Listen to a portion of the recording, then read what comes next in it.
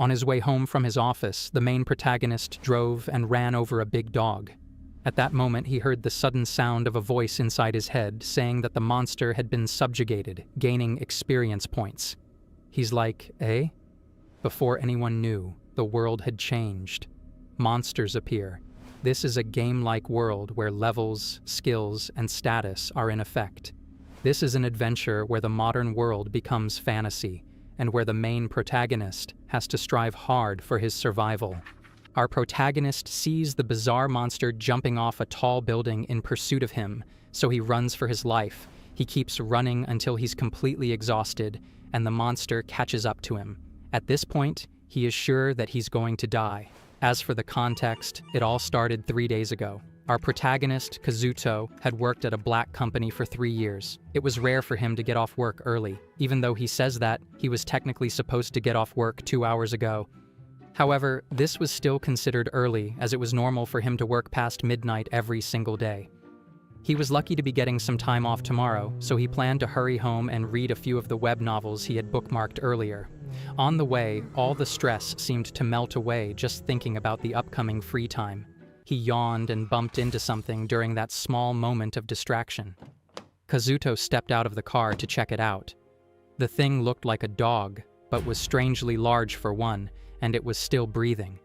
He apologized to the creature, but knew that saying sorry wouldn't undo what he had done. He stayed by the creature's side until it took its last breath. Feeling dejected, he suddenly heard a voice announcing that he had gained experience points, leveled up to 1, and acquired the quick growth skill. Startled, Kazuto looked around for the source of the voice, which sounded just like a game announcement. Even stranger, the dog's body had vanished, making him wonder if he had simply been hallucinating. He noticed something on the ground and picked up what was labeled a drop item. Laughing at how unrealistic it all seemed, he figured exhaustion was catching up to him and decided to go home and sleep it off. However, this was neither a dream nor a hallucination. Kazuto would soon learn that this was unmistakably reality. The next morning, Kazuto woke up feeling sleepy, despite it already being noon. He noted that it was noisy outside, but got distracted when the light didn't turn on. Assuming the breaker had tripped, he restarted it, but nothing changed. He began to wonder if the power outage was connected to the sirens blaring in the neighborhood. Unbothered, Kazuto started eating brunch. He wanted to turn on the TV, but quickly remembered the blackout. He had also forgotten to charge both his cell phone and his PC, so he decided to finally read the light novels he had stockpiled. Unfortunately, it was too dark to read, so he opened the curtains, and what he saw next was truly horrifying. In the chaos outside, Kazuto spotted an orc. He couldn't believe his eyes. There was no zipper on its back, and it was far too detailed and lifelike to be a costume. Looking closely, he saw blood on the cleaver in one hand and a severed head in the other. Horrified, Kazuto rushed to the sink and vomited. He tried to check the news, but the power was out and his phone was completely dead. Pinching his cheek to make sure he wasn't dreaming, he checked the window again, but the terrifying scene remained unchanged. The situation was far beyond his understanding. Monsters now ruled the streets, and everything had changed. Suddenly, Kazuto remembered the large dog and the mechanical announcement from yesterday. The words came to his mind instinctively, and he uttered them. A status window opened up before his eyes, just like in a game. Kazuto examined the screen but didn't understand abbreviations like SB or JB, nor how he had acquired the quick growth skill. He assumed it had something to do with the large dog from the day before. After scrolling further, he found he needed to choose a job from multiple options. He was surprised to find job options like NEET and shut-in. Trainee monk was likely added because he had lived like a corporate slave, and spy appeared probably because his boss had forced him to inform on co-workers. Kazuto considered all the choices, knowing how important it was to gather information and stay updated in a situation like this. He chose spy. It required 1 JP, which made him conclude that SP stood for skill points. Selecting the spy job granted him some spy-related skills, and he used the remaining points to level them up. Using SP, he acquired danger sense and hostility sense, crucial for a world filled with monsters. Pleased with the results, Kazuto tested his new physical skills. Now, the monsters didn't scare him as much thanks to 2 new resistance skills. He could finally remain calm in extreme situations. Kazuto summoned the item box, which felt exactly like using one in a game. He tested how much it could hold, and discovered that even at level 1, it could store a large amount. Everything in the house, in fact. It was incredibly convenient, and even listed all the contents so he wouldn't forget what he had stored. However, the box lacked heat insulation or time-stopping features. Perhaps those could be added through skill upgrades. Satisfied with his skills, Kazuto now had to decide whether to go outside or remain indoors. He ultimately decided to go outside. He needed food, and he had the strength to defend himself now. This was no longer the life he once knew. Gathering his courage, Kazuto stepped out. His danger and hostility sense were functioning, and his covert action skill helped him feel safer. Seeing no monsters nearby, he checked on his neighbors, but no one was around. It made sense. It had been over half a day since the world changed. Maybe they'd tried checking on him while he was still sleeping. Oddly enough, he had slept through all of it until noon. As Kazuto made his way downstairs, he noticed that his footsteps made no sound, thanks to his light step skill. On the second floor, he saw an open door and decided to investigate, calling out to see if anyone was inside. But an unpleasant feeling washed over him. A surge of hostility hit as a monster attacked. Kazuto quickly dodged, realizing it was a goblin. If not for his fear resistance, he might have wet himself right there. Seeing the goblin up close excited him. It looked straight out of a fantasy. Its expression was mocking him, which annoyed Kazuto. With no other choice, he turned and ran. The goblin, stunned for a second, became furious at the insult and gave chase. Kazuto opened his item box and summoned a washing machine, dropping it onto the goblin, crushing it. A clever strategy, to say the least. However, he still had to finish the goblin off manually to receive experience points and item drops. Doing so carried him to level 2, thanks to the hunt. But Kazuto wasn't excited. He still viewed the goblin as a living being. The goblin's body may have vanished, but the blood remained. After storing the washing machine away, he rechecked his status screen and used his SP and JB points to level up again. He prioritized skills based on the encounter. Kazuto then headed to the first floor. With his covert skill leveled up, his presence was even smaller. He quickly hid when he saw 4 goblins in the hallway, but one of them headed toward him. He had the option to escape, but decided this was his chance to adjust to the new world and raise his level. He eliminated the first goblin easily. As his stress resistance increased, he felt less guilty and anxious. When the other 3 goblins gave chase, Kazuto stayed calm. He summoned a wheeled refrigerator from his item box, and with his enhanced strength, pushed it at them with full force. It crushed the goblins, but again, he needed to finish them off manually. This time, his level jumped from 2 to 4, thanks to the quick growth skill. Suddenly, Kazuto felt a strange presence, though neither danger nor hostility sense detected anything. What he didn't notice was a large dog silently observing him from the shadows. Kazuto's danger and hostility senses are not detecting anything, so he guesses that whatever is hiding in the shadows isn't a monster. Suddenly, a hunch strikes him, and he calls out, "Momo!" To his surprise, the dog replies. Kazuto immediately rushes over and picks her up. Momo is a stray dog who had made this neighborhood her territory. She's a female Shiba Inu, and Kazuto used to feed her in secret due to his apartment's strict no-pets policy. His bond with Momo had always been a rare relief from his otherwise monotonous and exhausting life, so now he's overjoyed to find her alive. Thinking she might be hungry, he quickly takes out some dog food and a dish from his item box to feed her.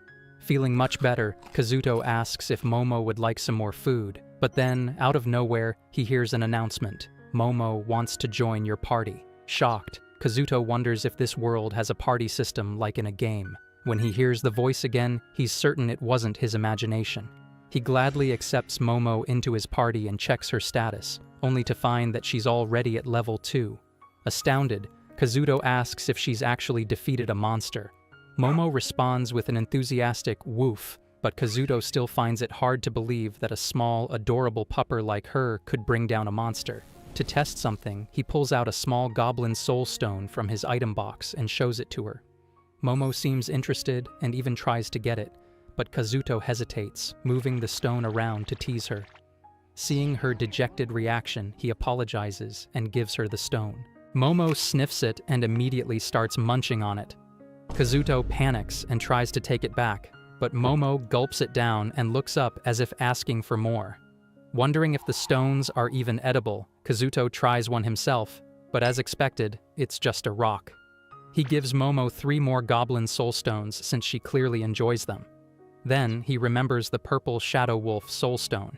He summons the stone and Momo starts wagging her tail in anticipation. As soon as she eats it, she goes ping, circles around playfully, and returns to her normal self. Since there don't seem to be any side effects, Kazuto pets her while checking his own status screen. He discovers that each time he levels up, he gains 20 SP and 10 JP. He uses his JP to level up his spy class and spends SP to acquire new skills. Blade Master catches his eye since even a kitchen knife qualifies as a blade, and Conceal is one of the skills he wanted from the start. He even upgrades his item box skill, allowing him to bring out multiple items at once and store more essentials. Now he can summon items from up to 5 meters away. There's still room for improvement, but leveling it further should take care of that. Kazuto finds his car all busted up, thanks to the monsters. He curses their existence, especially since he hasn't even paid off the loan yet. He stores it in his item box, but the system registers it as junk, making him want to cry. He tells Momo he's heading to the convenience store and asks if she'd like to come along. Her enthusiastic response warms his heart. Kazuto knows it might be safer to go alone, but something tells him it's better to bring her along. Just a few minutes later, he'll find out that this was the best decision he could have made. As Kazuto roams through the city, he sees corpses scattered everywhere. It's a gross sight. Suddenly, his enemy sense activates, prompting him to stop Momo. A zombie is nearby, but Kazuto can't just drop a washing machine on it. Doing so would cause too much noise and attract more monsters. Instead, he summons a dumbbell from his item box and sneaks up behind the zombie.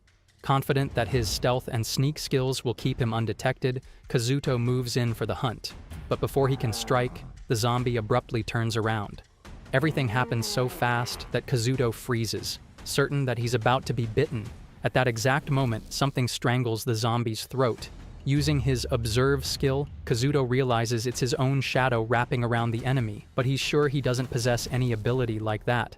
The only other sentient being nearby is Momo. She darts forward and tightens the shadow's grip on the zombie. Seizing the moment, Kazuto finishes it off, receiving experience points and a zombie soul stone.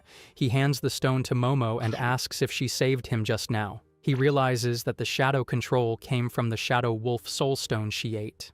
Kazuto pets the good girl and wonders if Momo is the only one capable of absorbing soul stones for abilities. Curious, he asks her to use the skill again and observes its effect. The shadow seems to only move along solid surfaces and grows stronger the closer it is to her. This skill complements Kazuto's stealthy combat style perfectly. He can close in quietly using stealth, and Momo can immobilize monsters with shadow control, allowing Kazuto to finish them off using home appliances. To him, they're the perfect dream team. Thanks to Momo's shadow skill, they're able to eliminate goblins without taking any risks. However, Kazuto's level doesn't go up this time. When they reach the convenience store, he's surprised to find far more supplies than expected. Momo picks out her food, which Kazuto stores along with other items in the item box. The amount of food is enough to last one person half a year. Kazuto decides they need to find a safe place before sundown. While scouting, he notices an SOS flag waving from a building. That could mean survivors, but he hasn't seen another human being since the world changed. And something about the shopping mall doesn't feel right. Still, he asks Momo if she'll come along. Her cheerful response seals it. They head for the mall. They defeat monsters along the way, and Kazuto levels up to 5. He immediately invests the points into upgrading his skills. He also finds a vending machine and stores it in the item box, thinking it'll be a good weapon. As they near the mall entrance, Kazuto spots people already fighting monsters. Using Conceal, he hides both himself and Momo, holding her close to extend the effect.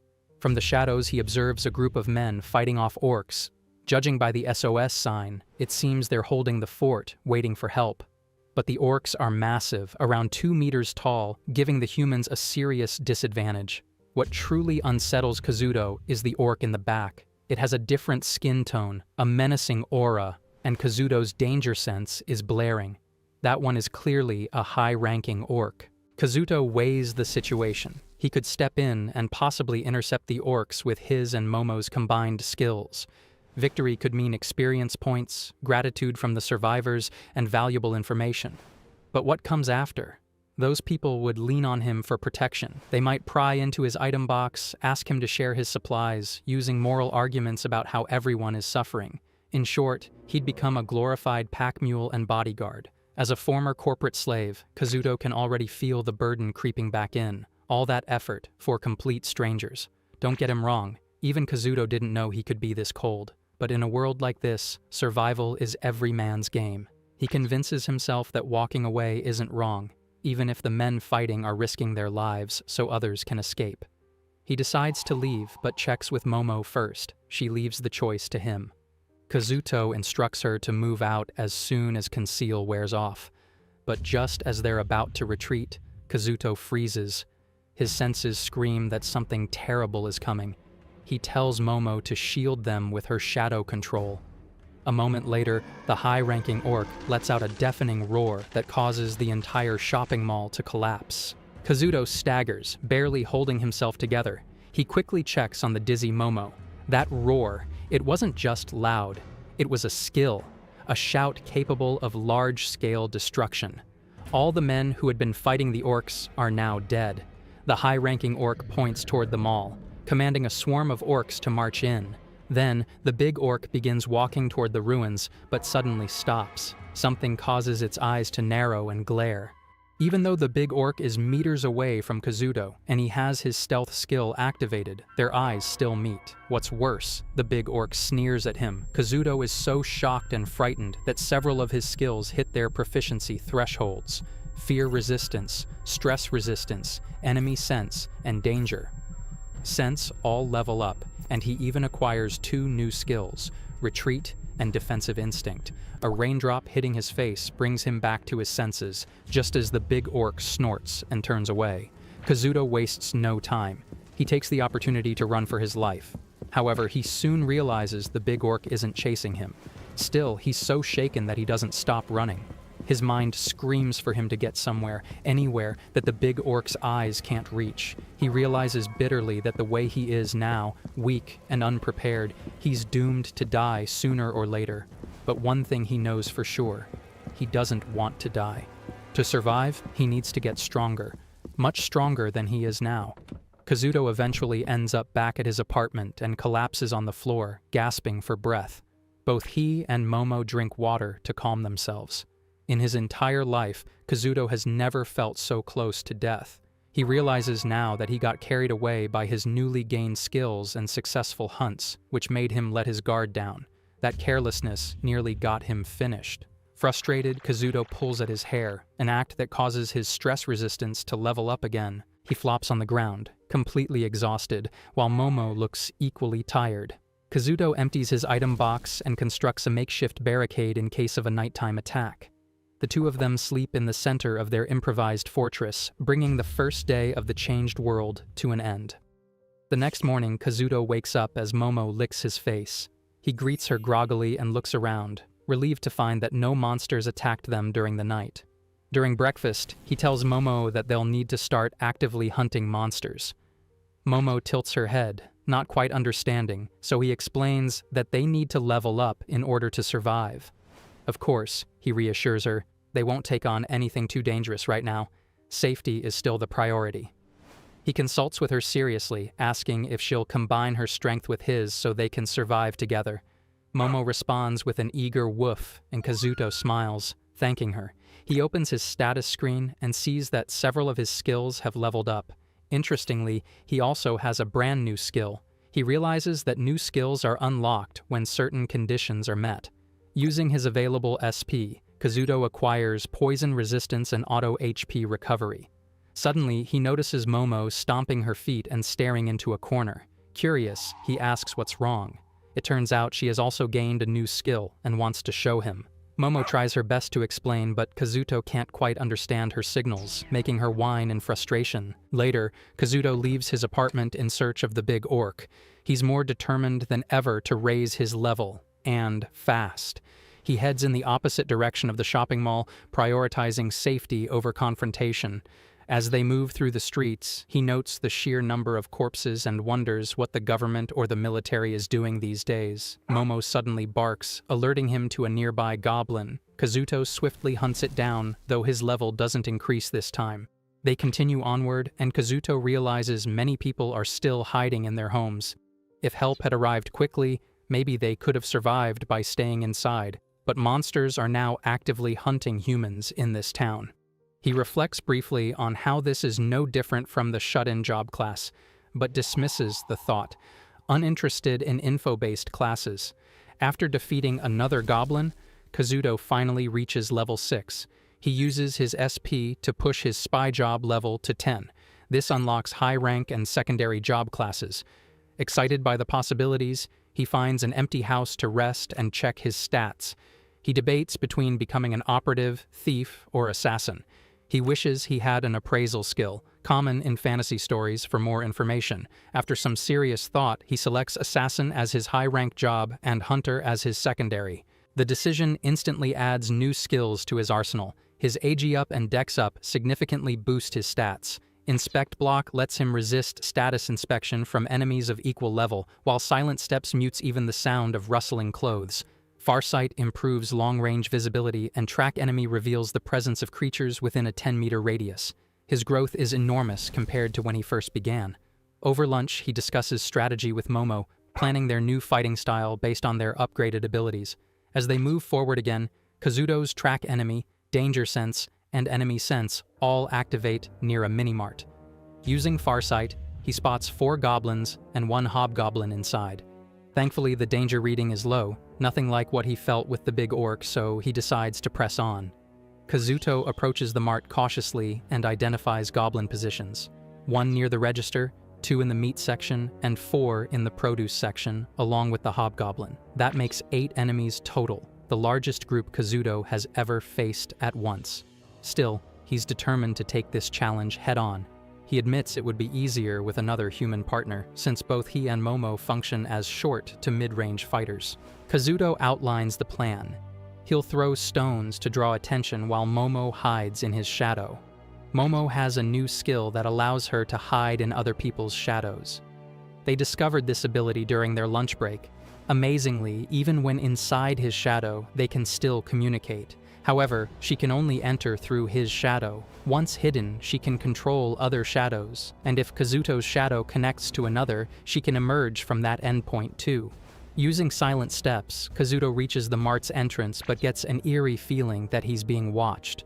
Neither danger sense nor enemy sense triggers, so he brushes it off as paranoia.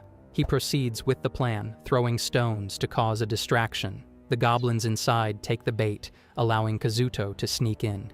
He heads to the meat section first. Momo uses shadow control to strangle 2 goblins, and Kazuto finishes them with his blade.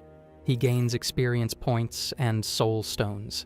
Then, he sneaks toward the produce section, where 4 goblins are lounging around, unaware of their comrade's demise. When one separates from the group, Kazuto swiftly eliminates it. Now, only 4 goblins and 1 hobgoblin remain. Suddenly, a goblin appears at the entrance and screeches wildly. The ones inside become hostile and begin bickering in their strange language. The hobgoblin watches calmly, then stomps over and roars. Kazuto flinches, afraid it might be using a shout skill, but it turns out to be just an ordinary yell. Thankfully, the goblins outside flee. Kazuto uses this opportunity to activate his item box and store several display shelves. This unexpected move startles the goblins, though only the shelves vanish, leaving the items behind. Regardless, the goblins are stupefied, allowing Kazuto to use the shelves as barriers to separate the hobgoblin from the rest. He assigns Momo to deal with the goblin near the door while he dispatches the remaining 3. The hobgoblin shrieks and smashes through the obstacles to reach him, but Kazuto has no intention of fighting it head-on. Instead, he tosses a water balloon filled with Tabasco sauce, something he had prepared earlier during a strategy meeting with Momo. The liquid splashes into the hobgoblin's eyes, making it scream in agony. Not stopping there, Kazuto brings out his ultimate weapon, a vending machine, which he drops on top of the hobgoblin. One hit isn't enough, so he repeats the process until the beast is flattened. Momo returns with the goblin she handled, and Kazuto uses the vending machine on that one too. After the intense battle, Kazuto levels up to 7. He and Momo cheer together, overjoyed at their progress. Elsewhere, far away, a girl watches Kazuto's actions closely. She notes that he's clearly an LV holder, someone strong enough to sense her gaze from such a distance. Finally, she's found someone like herself, a human actively hunting monsters. Kazuto is exhausted after dealing with the goblins, but Momo quickly lifts his spirits. She wags her tail and looks up at him cheerfully. He pets her non-stop and, almost immediately, starts to feel better. Honestly, he doesn't think he'll ever be able to stop petting her. Though the fight provided valuable experience, Kazuto knows there's still plenty of room for improvement. His teamwork with Momo, the Tabasco balloons, and the use of his item box were all useful tactics. But what he really needs are tools specifically designed to deal with monsters. That means he has to collect a lot more gear. However, the biggest issue right now isn't weapons, it's himself. His senses simply can't keep up with his dramatically increased AGI. He managed this time, but if he doesn't address this disconnect, it could cost him his life. He reminds himself not to get cocky. Kazuto uses some of his JP and SP to level up his assassin and hunter classes, but wisely keeps 3 SP in reserve, just in case. He gives all the soul stones to Momo and stores any useful-looking items into his item box. It's time to venture out again, so he instructs Momo to hide in his shadow. He's also leveled up his item box because he plans to gather necessities while continuing to hunt monsters. Just as he begins his journey, Kazuto hears something and instinctively looks up. A helicopter is flying overhead. The pattern on the aircraft identifies it as belonging to the Japan Defense Force. He wonders where it's headed, only to be shocked when he sees it's going straight for the shopping mall. Kazuto debates whether to go there and ask for help. But the memory of the high-ranking orc terrifies him. His danger sense is still warning him to stay away. He knows the JDF are elites, skilled in hand-to-hand combat, and equipped with weapons that vastly outperform his washing machines and vending machines. They're clearly on a different level than he is.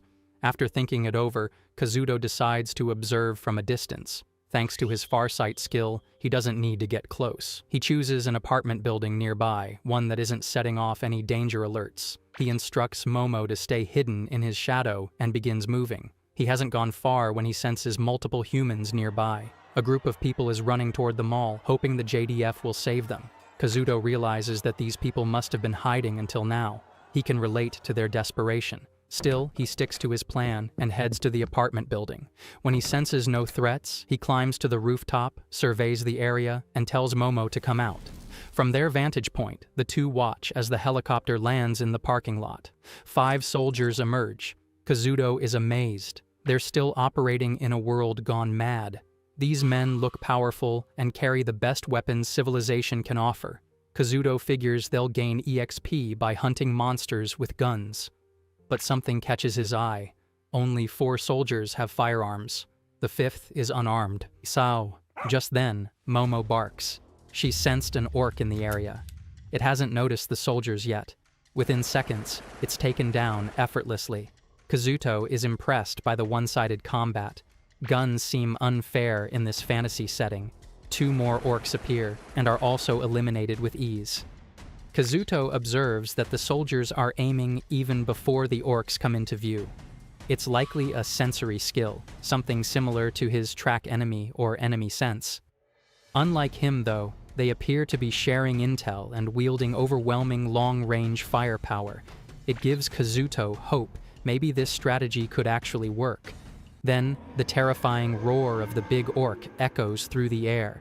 Kazuto instantly ducks and grabs Momo as she wraps them in her shadow.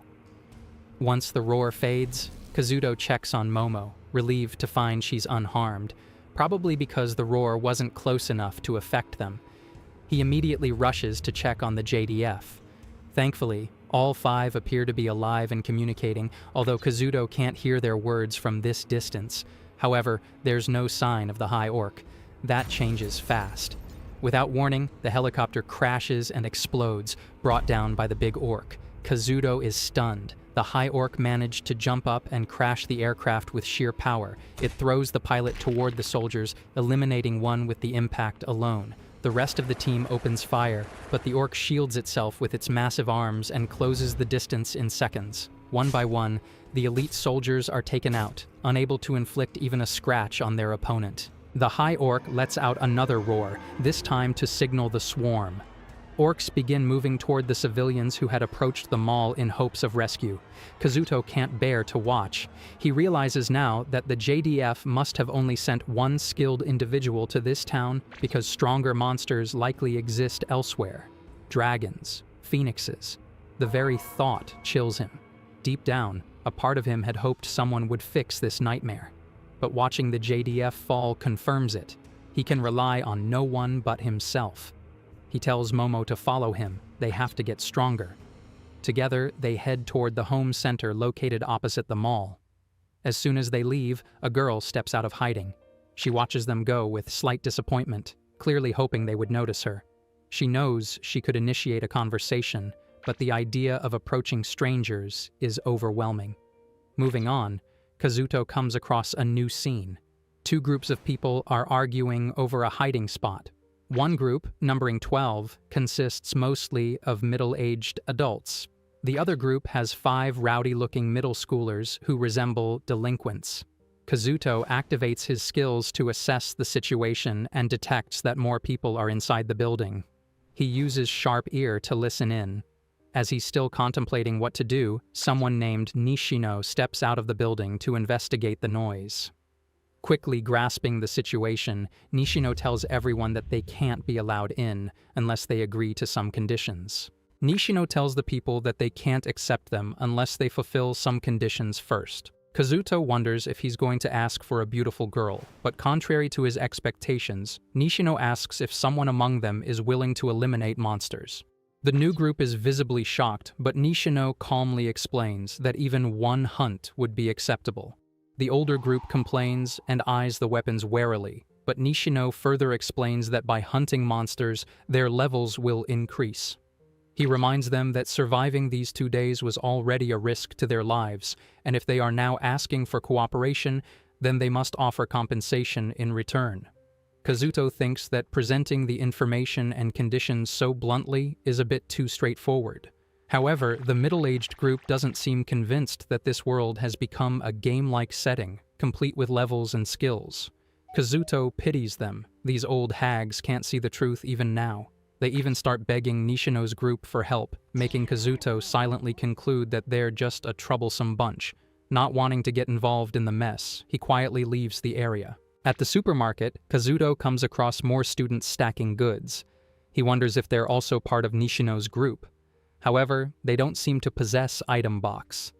Once they leave, Kazuto enters the supermarket with Momo and begins harvesting supplies, having leveled up his item box. Everything vanishes into his storage at once, making him ecstatic. The item box's range has increased to 5 meters. Kazuto then heads to a nearby store to collect even more. Just like that, he manages to gather everything from one side of the area, and he notices there doesn't seem to be a storage limit. Curious about what happened at the home center earlier, he decides to go check it out. Using track sense, he finds that the refugees ended up accepting the offer in the end. He sneaks around the home center and decides to invade from the rear. Momo uses her shadow skill to open a window, earning Kazuto's thanks as he slips inside. It looks like someone was here just a while ago. Kazuto looks around cautiously, but hides himself immediately upon sensing people nearby. He observes that Nishino is clearly the leader here, so he decides to gather information before collecting any more supplies.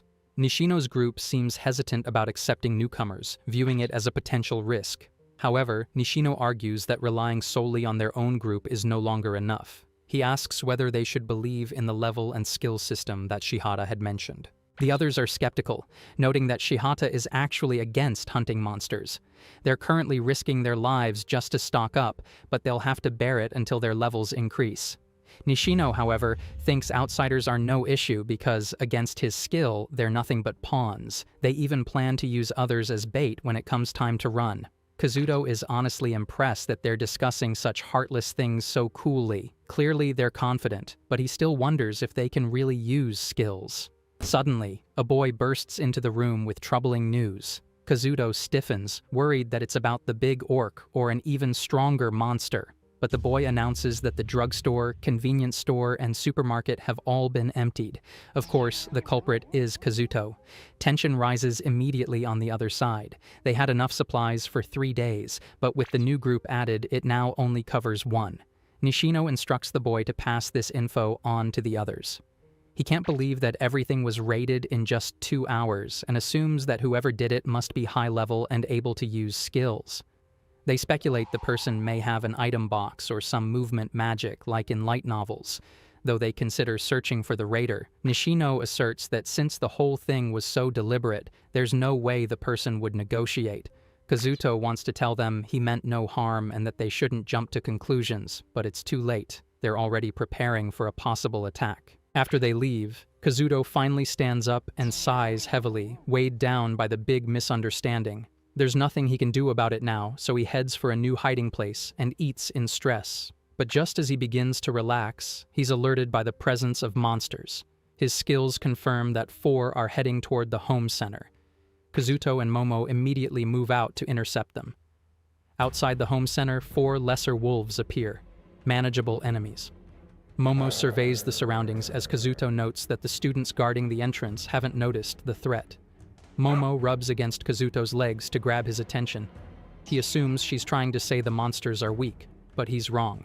Kazuto tells her they can't keep the lesser wolves since they're still monsters. Momo seems to understand, so Kazuto refocuses on the threat. The wolves pause and sniff the air, tracking the human's scent. Kazuto considers launching a surprise attack or dashing in while the students are distracted. He doesn't know the students' skill levels, but if things go well, maybe a mutual alliance can form. The students finally notice the wolves, but it's too late.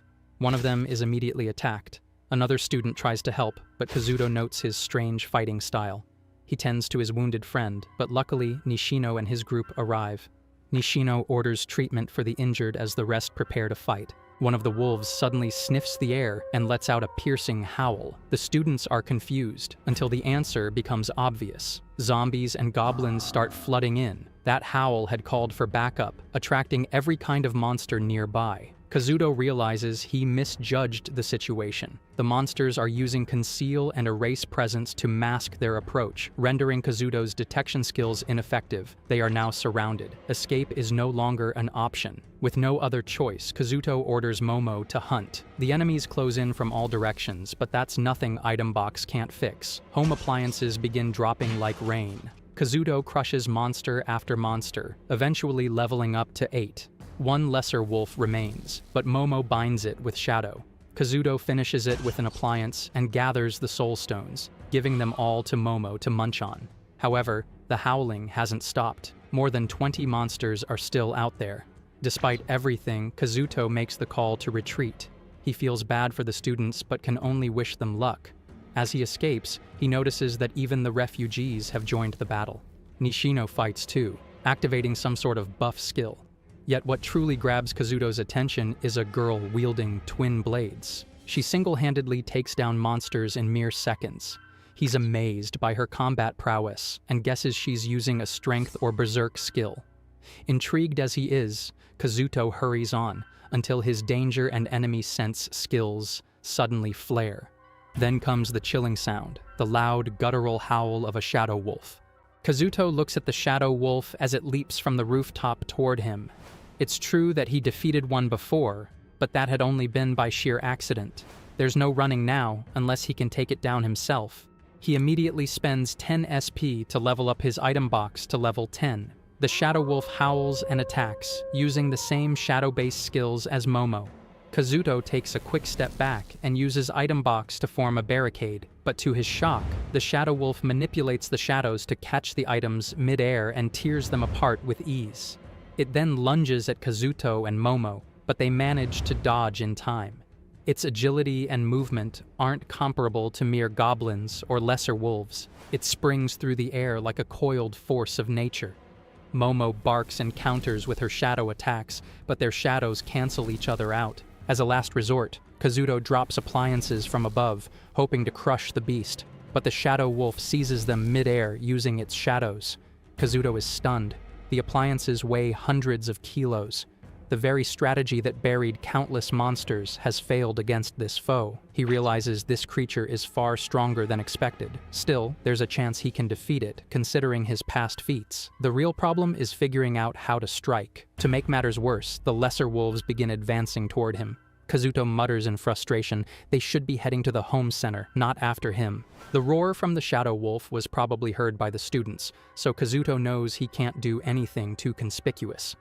The lesser wolves leap at him all at once. He realizes he'll die if he doesn't fight now. Thankfully, the lesser wolves can still be defeated using the heavy home appliances from Item Box, but the shadow wolf is still a threat, so Kazuto runs with Momo, dropping massive items behind them to buy some time. With Item Box now at level 10, he decides to test its limits. He stops in an open space, takes a breath, and drops his old decommissioned car on the shadow wolf. Of course, one car isn't enough, so he follows up with several more. He had managed to gather some while running earlier, and now he uses them all to put an end to the monster. Kazuto knows that the shadow wolf can't jump over the cars. Momo, who has the same skill, can't manipulate shadows without touching the ground, so the wolf is trapped. Moreover, if it's surrounded from all sides, it can't gain the momentum needed to leap, even for a moment. His biggest concern is whether it possesses Momo's shadow sneak skill. So, once the wolf is boxed in, Momo binds it using shadow, and Kazuto drops another car to finish it for good. He gains EXP and reaches level 9. After storing the wreckage in Item Box, he picks up the Soul Stone. They return to the home center, where Nishino is motivating the others to hang in there. He seems to sense something, and turns around, looking directly at Kazuto. But Kazuto knows he couldn't have been seen. His darkness skill is active. None of the students acknowledge his presence. Kazuto thinks Nishino is incredible. If he were in that situation, he wouldn't have the courage to speak so confidently. As the students continue fighting, Kazuto quietly slips away. On the way back, he takes out a few goblins and gains enough EXP to reach level 10.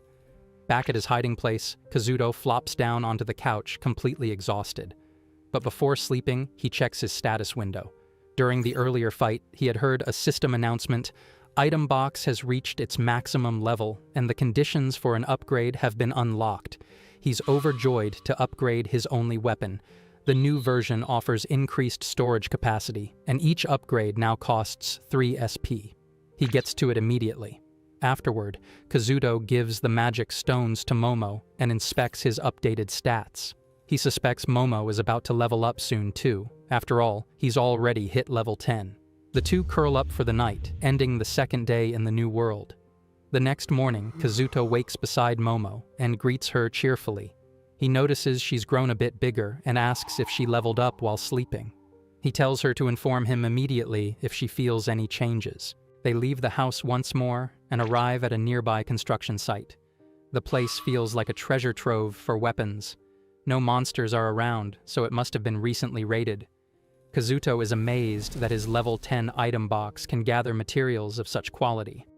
As he prepares to head toward the home center, something catches his eye. A chest in the corner.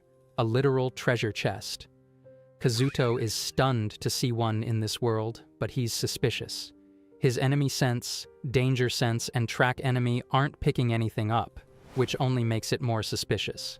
He asks Momo to open it using shadow.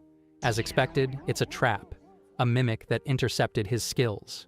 Kazuto doesn't hesitate and crushes it instantly, earning EXP and a mimic magic stone. On their way back, Kazuto spots a slime oozing along the path. It appears to be peacefully munching on grass and doesn't look dangerous. Curious, Kazuto asks Momo if she wants to hunt it. Momo uses shadow to capture it, but the slime is too slippery and escapes her grasp. Agitated, Momo growls, but Kazuto calms her down and drops an object on the slime to immobilize it. Shockingly, the slime slips away again. They're both baffled. Kazuto wonders if slimes are immune to physical damage and tests it by striking with a blade. No effect. Thinking fast, he pulls out oil and matchsticks. Fire might work. Sure enough, the slime burns away, leaving behind a soul stone. It's the first monster he's encountered that resists physical attacks. Kazuto concludes that slimes are weak to fire and wishes the big orc had such an exploitable weakness, but he doubts it. Meanwhile, Nishino assigns Shibata and Uno to scout the surrounding area. Their food supplies are running low, so preventing depletion is critical. They also plan to find another stronghold. The remaining members prepare for an expedition to raise their levels. However, Nishino tells them not to go just yet. He and Roko will train the weaker ones. Roko grumbles that it's a pain, but Nishino insists. Even a little boost in fighting power matters. Roko understands, but pessimistically believes some members will never level up. She even suggests using them as fodder. Nishino snaps at her, warning her not to repeat that idea. Raka apologizes, and he cautions that they can't let the others know about such thoughts. If they did, people would start leaving, and that would be a disaster. Elsewhere, Kazuto arrives in front of the home center and notes that the students seem less nervous than the day before. He moves a bit closer but struggles to decide what to do next. Just then, he hears someone talking and uses eavesdropping to listen in. It seems the higher-level students are teaching the lower-level ones. They're discussing SP, JP, and skills, and asking each person about their current stats. Kazuto realizes they're trying to collectively decide how to allocate points. That's when it hits him. He was the only one who started with 10 SP and 10 JP. It's probably because of his fast growth skill. Listening further, he learns that the others have already chosen their skills. Until now, he had no real point of comparison, but it turns out he was luckier than average from the very start. Noting the presence of Nishino and the rest, Kazuto quietly leaves behind some useful materials for them. On his way back, he muses aloud, fast growth really is a cheat skill. He notices something rustling in the trash and finds another slime rummaging through garbage. It looks harmless, and Kazuto thinks defeating it would be a waste of time. But then he notices, this one is red. Every slime he's seen until now was blue. Thinking this might be a stronger class, Kazuto takes out a plastic tray to test it. The red slime moves forward and starts eating the tray. Kazuto concludes it behaves like a living microbe, breaking down material as it goes. Suddenly, the red slime slithers toward him. A system announcement appears. The red slime wants to be your friend. The announcement states that the red slime wants to become Kazuto's ally, but Kazuto finds it hard to believe this is actually happening. While there may be some merit to making allies, he knows that monsters are effective when it comes to attacking, but they tend to be a burden when it comes to speed and movement. He assumes the slime will just become extra baggage that both he and Momo will have to carry around. So, without much hesitation, Kazuto declines the offer. The red slime immediately deflates, its mood turning gloomy. Kazuto, however, walks away with Momo casually chatting about what they should have for lunch. Meanwhile, multiple orcs and goblins are being picked off one by the sniper girl from a safe distance. She gains experience points, but she's growing uneasy. The number of nearby monsters is decreasing. Given her job and skills, staying in one place is safer, but if she remains here, she'll stagnate. She knows survival requires teamwork, and recalls seeing Kazuto and Momo fighting back at the supermarket. At first glance, she thought they were the type to die quickly, but they were unexpectedly cute, especially Momo. She finds herself wanting to see the dog again. Still, she opens her map to scout the surrounding area. She needs to gather household tools and food, meaning she can't avoid moving any longer. Back in his trashed apartment, Kazuto returns with Momo. He pulls out some food for her, but she turns up her nose at the cheap stuff. It looks like she's developed a taste for the finer things. Sighing, Kazuto gives in and offers her one of the premium meals. Momo perks up instantly, tail wagging with joy. Kazuto warns her not to get used to it. They don't have many of those fancy meals left. The two enjoy lunch together and then collapse on the floor, satisfied and full.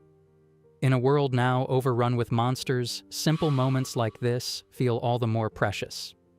Kazuto quietly reflects on how food like this used to feel mundane, yet now it's oddly comforting. He then remembers that Momo can also eat soul stones, so he pulls one out to offer her, but when she sees it's a mimic soul stone, she immediately turns away. When Kazuto doesn't take it away fast enough, she goes as far as to toss it out the window. Shocked, Kazuto scolds her gently, reminding her not to throw things like that. When he heads outside to retrieve it, he finds the red slime waiting right outside the door. Apparently it followed them back. Kazuto tells it again that they can't be allies, but then he notices the the soul stone Momo threw out is now inside the red slime. Kazuto tells the slime to return it, but before he can act, Momo steps forward and starts barking at him. Panicking, Kazuto wonders if Momo is angry with him now, but she shakes her head and he realizes she wants to be friends with the red slime, probably because it returned her soul stone. He still finds it odd that Momo is acting this way. Maybe it's because the red slime can help her pick up magic stones?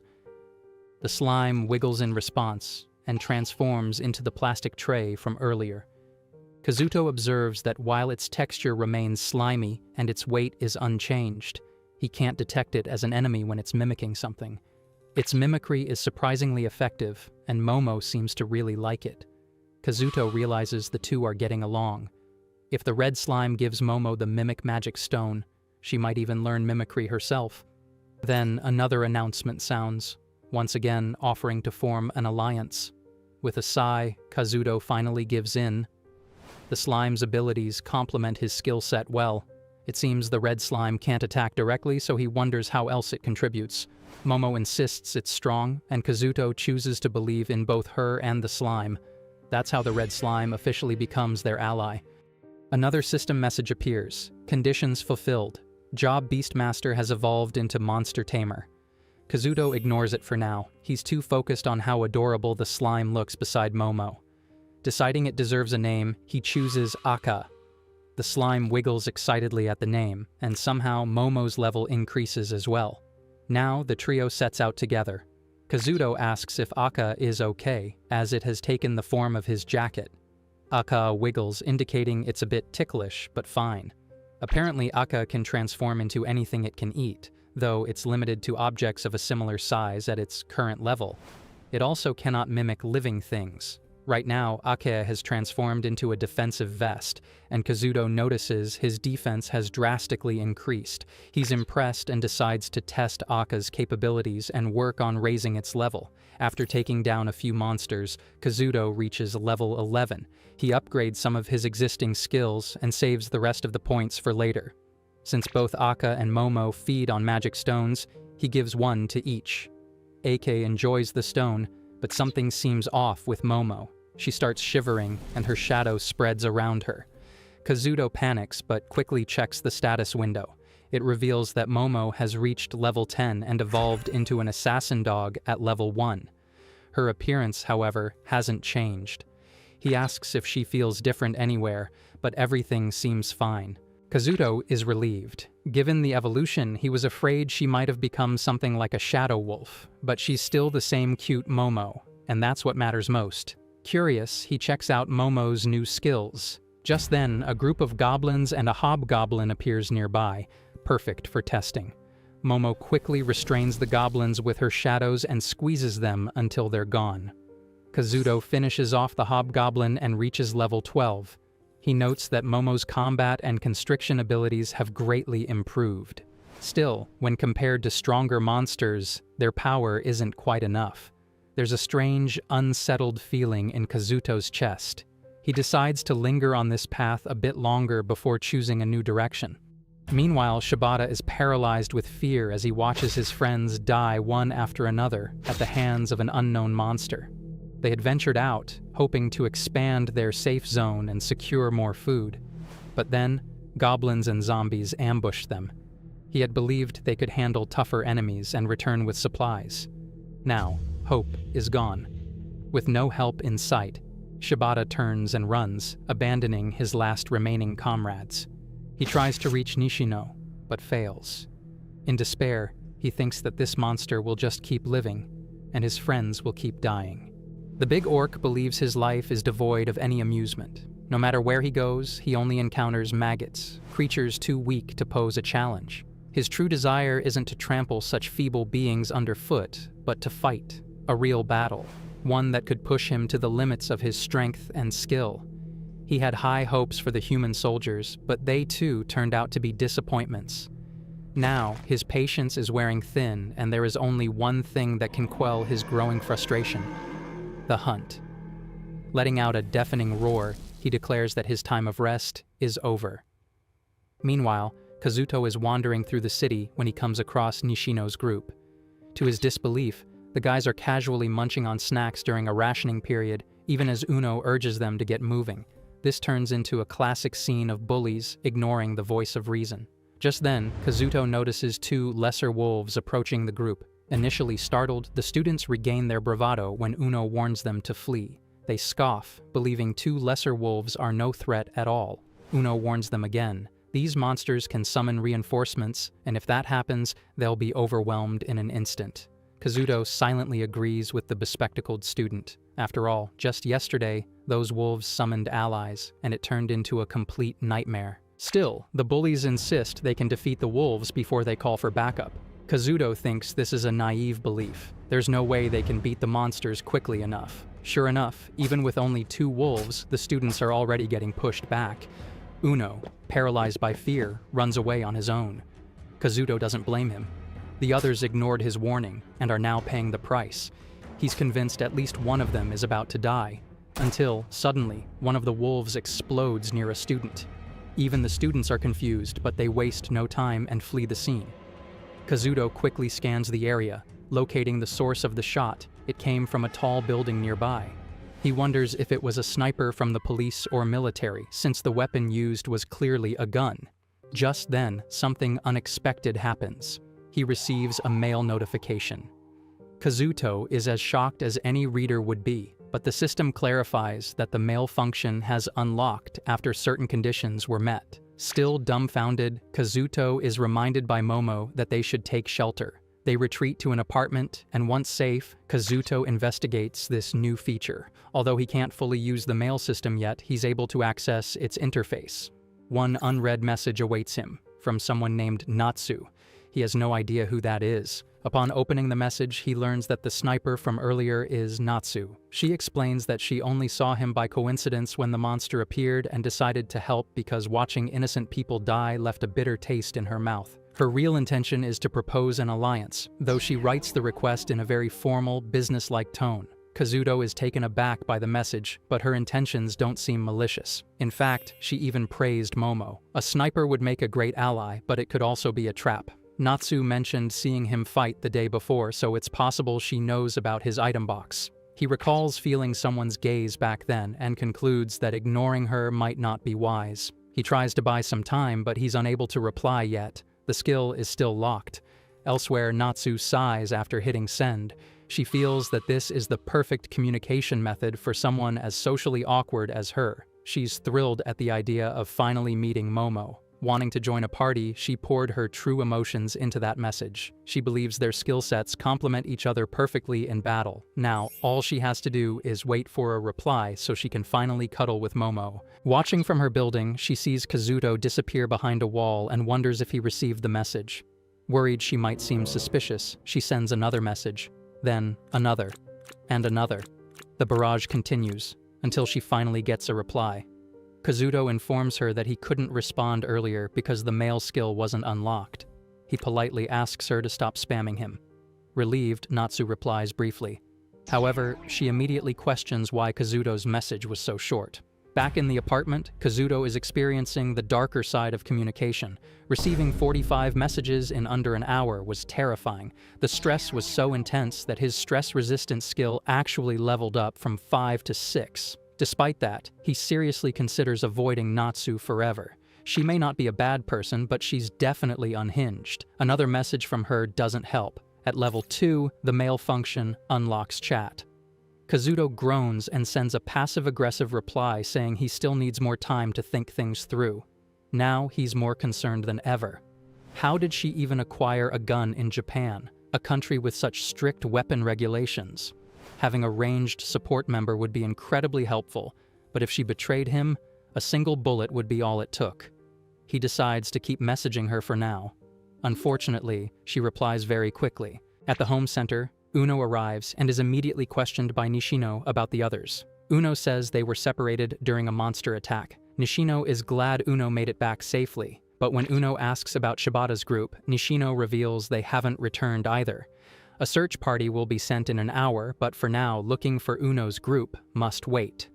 Uno keeps trying to convince himself that none of this is his fault. Suddenly, Shibata arrives at the home center, but his condition leaves everyone speechless. Far from the town, Kazuto finds himself wandering near a body of water. There, he spots slimes floating on the surface. Aka emerges from hiding and seems to communicate with Momo. She uses her shadow skill to capture one of the slimes. AKA approaches and starts eating it. Kazuto is stunned, not just because slimes can eat each other, but because what happens next defies belief. AKA trembles and then splits into two smaller slimes. The new slimes look at Kazuto with expectation in their eyes, and he praises them both. Not wanting to feel left out, Momo also asks for praise, so Kazuto gives her plenty. AK wants more slimes, so Momo helps capture them. Once Aka's had its fill, Kazuto decides it's time to move on. But then, his enemy sense skill activates. An orc is approaching. It charges at them, so Momo binds it with her shadow. Kazuto attempts to crush it using an item from his item box, but the orc breaks free and rushes at him, weapon in hand. Too fast to dodge, Kazuto braces for impact, only for Aka to leap in and block the attack. Then, the dropped item falls directly onto the orc, crushing it. Kazuto thanks Aka for the clutch save. He's shaken. That orc attacked with clear intent and strategy. These monsters aren't mindless, they're conscious and aware. Suddenly, his enemy sense goes off again. This time, he's facing a pack of shadow wolves. Kazuto stares at the pack of shadow wolves and wonders if the orc from earlier had actually been fleeing from them. Hunting down even one of those beasts had been tough, let alone facing a whole pack. He immediately decides to retreat and go back the way he came. Meanwhile, Natsu is still perched atop a tall building, waiting for Kazuto's reply. She knows she's a bit much to deal with, especially when she floods people with messages, so she chooses to wait patiently for now. During the downtime, she hunts monsters to gain some exp. She feels grateful for the incredible gun she received, which compensates for her otherwise poor stats. Still, a small part of her wonders if choosing the shut-in job was a mistake. Regardless, she dreams of cuddling Momo someday, if possible, a lot. For now, she decides to focus on leveling up and resumes hunting. Just 3 days ago, Natsu really was the definition of a shut-in. She spent every day glued to her computer, playing online games non-stop after dropping out of school. After 3 straight days of gaming, she began to lose her edge and make more mistakes, so she reluctantly decided to take a break. That was when she encountered a monstrous-looking bug in her room. Thinking it was just an especially hideous insect, she squashed it. To her shock, a system notification appeared. Assuming it was just a weird dream, she selected the shut-in job purely for the laughs. Now, Natsu genuinely laughs at her own situation. Her stats have been severely weakened because of her impulsive job choice. However, she does have access to a unique skill that granted her the gun and unlocked other job options. Feeling down about her backstory, Natsu decides she needs to cheer herself up. She activates her special skill, which brings up a gacha game interface where she can spend 1 SP for 3 rolls. Like a true gambler, she's filled with excitement as she opens the capsules one by one. The white one contains food, not what she hoped for. She's aiming for a blue or black capsule, which typically yields skills or job-related rewards. She's previously received her male skill from a rare capsule, so she's hopeful. The blue capsule gives her 3 SP, which she considers a win. The final capsule is black. It grants her the body-strengthening skill, one she's always wanted. With her spirits high, Natsu prepares to level up more, but then she spots a group of orcs below. She's aware that she can't take on the big orc, but curiosity strikes. Where are they headed? The only notable location up ahead is the home center. Kazuto, having finally escaped the shadow wolves, decides to rest. He summons the knife used by the orc earlier and analyzes it. It's a decent weapon, suitable for the time being. He then remembers the male feature and checks it, having put it on silent earlier. He finds a message from Natsu informing him about the orcs and the sighting of a particularly large one. Kazuto begins to suspect that the orcs who had been stationed at the shopping mall have started to move, likely in search of prey. A bad feeling creeps in. He worries for Nishino and the others. At the home center, Nishino praises Shibata for making it back alive. Shibata, burdened by guilt, calls himself a coward for abandoning his friends. But Nishino reassures him. If Shibata had died too, they would never have known about the orc threat. He consoles him further, but Roko interrupts, pressing for their next move. Nishino considers relocating to another stronghold, but loud noises from outside cut that plan short. They're too late. Nishino and the group rush to the entrance and realize they're in deep trouble. More than 10 orcs have gathered, each one stronger than any they've seen before. The elder group, usually full of complaints, is now frozen in terror and of no help. What makes matters worse is the giant orc standing at the rear. Its presence alone feels otherworldly. Nishino turns to Roko and asks if she can take on the big orc, but she takes one glance and flatly refuses. Even using her berserk skill at full power wouldn't be enough. With no other option, Nishino announces that they're moving to Strategy 4. His group is stunned, while the elder group panics. They've never heard of a fourth strategy before. Until now, Nishino had categorized their plans from 1 to 3. Strategy 4 involves using the evacuees as decoys so the main group can escape. Naturally, only Nishino's core team knows the details. He tells them they'll implement the plan once they reach the rear of the building. Some hesitate, but Nishino urges them to steel themselves if they want to survive. There's no way he's going to let them die here. As Kazuto returns to town, rain begins to fall. He notices smoke and fire in the direction of the home center. Natsu sends him a message about the fire and urges him to respond to her party request. Kazuto asks Aka to transform into a rain poncho and heads toward the source. Along the way, he senses 2 living individuals near the park, but they aren't moving. When he reaches the park, he finds Nishino and Roko, both badly injured. Nishino notices his presence and reaches out a hand. Kazuto hesitates, but Momo emerges from her shadow and rushes toward them. Nishino can't quite make out what's coming, but at this point, he'll accept help from anyone. Momo pulls at Kazuto, urging him to assist. He finally gives in and carries the 2 injured students into a nearby safe building. He begins tending to their wounds. Rako's injuries appear to have healed under her blood-stained clothes, likely due to skills like self-healing or regeneration. Still, Kazuto disinfects the wound and bandages it for good measure. After leaving behind medicine, bandages, and energy drinks, he silently takes his leave. Outside, Kazuto ponders his next move. If Nishino and Roko ran from the home center, then that area is now swarming with orcs. He decides to send Natsu a warning message, advising her to evacuate since her building is close to the home center. To his surprise, there's no mail from her. That's when his enemy scent skill suddenly triggers. A moment later, the building in front of him explodes. Kazuto's eyes widen in shock. The massive orc stands atop the rubble. Looking back, he realizes it was foolish to assume only humans would use such an advantageous vantage point. And now, the big orc has locked eyes with him. That is no good. This is the 3rd time Kazuto has heard the roar of the big orc. He immediately tells Momo to hide and makes a run for it, as the big orc is glaring at him like he's nothing more than prey. Kazuto knows he needs to get as far away as possible. As he runs, both his escape and fear resistance skills level up, but no matter how far he gets, his danger sense and hostility sense don't stop flaring. The big orc remains perched on top of the building, until it suddenly squats and lets out a deafening roar. Before the sound even reaches Kazuto's ears, the orc has already landed in front of him. Kazuto can't believe his eyes. The monster casually cracks its neck like it's just warming up. Momo immediately uses her shadow to restrict the orc, but as expected, it's nowhere near enough to stop it from moving. Thinking fast, Kazuto drops a crane from his item box. The big orc catches it effortlessly with one hand and hurls it back like it's a toy. One part of Aka quickly forms a protective shell around Kazuto, while the other tries to block the crane.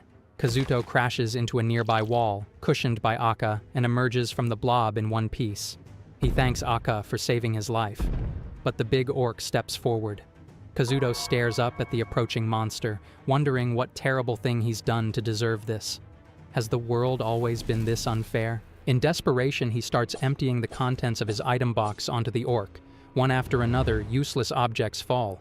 Water bottles, water balloons, anything he can throw. Of course, nothing works. The towering beast doesn't even flinch. With one powerful swing, the big orc slaps Kazuto and sends him flying across the field. It's the first time Kazuto has ever been seriously injured in a fight against a monster. The pain is unbearable. He screams for help, a raw, desperate cry, one that no one is around to hear. Just when he begins to lose hope, Momo emerges from the shadows and stands protectively in front of him. Kazuto notices that she's trembling too. She's afraid. He tries to stop her, raising a hand in protest. But instead, Momo bites his outstretched hand gently and presses her face against his. Then, with a defiant bark, she dashes forward toward the big orc. She launches her shadow attack, trying to restrain it. The big orc responds with a shout, a skill that unleashes a shockwave. Momo wraps herself in her shadows to lessen the blow, but the sheer force sends her flying across the ground. Despite the impact, she rises again. She growls lowly, baring her teeth, and then sinks them into the orc's arm. The beast tries to shake her off. She doesn't let go. Frustrated, the orc raises its other hand, the one holding a massive weapon. Kazuto watches in horror. His heart pounds as he realizes what's about to happen. He shouts for her to stop, begs her to retreat. If that weapon hits her, she won't survive. But Momo doesn't move. The big orc swings. Chapter 11. Momo used to come play with him. Just seeing her would heal Kazuto's exhaustion from work in an instant. He remembers the time they spent together, ever since the beginning, ever since the world changed like this. And now, the big orc is about to strike her down right in front of his eyes. Of course, Kazuto refuses to let that happen. He shouts for Momo to dodge as he drops all kinds of junk from his item box onto the big orc. The monster slashes through it all, but the brief distraction gives Kazuto enough time to safely catch Momo in his arms. He scolds her for doing something so dangerous, but Momo licks his face in response. Kazuto doesn't understand why she'd go that far for him, but her look tells him everything. It's only natural. She would do it again in a heartbeat. He thanks her and stands up because he's made up his mind now. He steels himself to overcome fear and death. If he doesn't stand his ground now, Momo and Akka will die. Kazuto becomes determined to fight to his last breath and searches desperately for a way to bring this monster down. His observation skill levels up as he mentally revisits every encounter involving the big orc, Nishino, Rako, and Natsu. Through this focus, he unlocks concentration. Then he finds it, a possible weak point. He'll have to bet everything on this single chance. Kazuto and Momo approach the big orc together. He uses his upgraded observation skill to track the orc's movements and, with enhanced reflexes, deflects its weapon. He then pulls something small from his item box and throws it at the monster. The big orc dodges it in a panic. That proves Kazuto's theory. He had always found it strange that the big orc spared both him and Nishino, but now he understands why. Kazuto quickly uses the item box to drop large quantities of water on the big orc. The creature shrieks in pain as the liquid hits its body. Just as slimes are weak to fire, orcs, especially this one, are weak to water. He recalls how the big orc had always avoided plastic bottles and cigarettes. Even with its cheat-class muscles and overwhelming strength, Nishino's group managed to escape because it was raining during their battle. And earlier, when Kazuto threw a plastic bottle, the orc reacted abnormally. That moment confirmed it. With the orc's defenses weakened, Momo attacks using her shadows. This time, it works. The orc stumbles, wounded but far from finished. It suddenly starts laughing. Kazuto's eyes widen as the monster undergoes berserk. This is even more dangerous than Rako's version of the skill. It doesn't just feel unfair, it feels like cheating. The big orc throws a punch at Kazuto, sending him flying. It then dashes after him mid-air and throws another punch. Thankfully, Akka shields Kazuto just in time. Kazuto drops more items from the item box to buy time, but the orc is faster than him now. He draws his blade and points it toward the beast, only for it to be swatted away like a toy. Kazuto freezes. He curses under his breath as the orc raises its weapon to strike. He's out of options. There's no time left. And then, a gunshot. The orc's eye explodes. Kazuto scans his surroundings and spots Natsu on a nearby building. Relief washes over him. She's alive. Seizing the moment, he dumps more water onto the orc. Momo, too, attacks with her shadows and binds the creature. Kazuto capitalizes on the opportunity and drops multiple vehicles onto the monster, but the big orc still doesn't fall. In fact, it looks amused. That enrages Kazuto.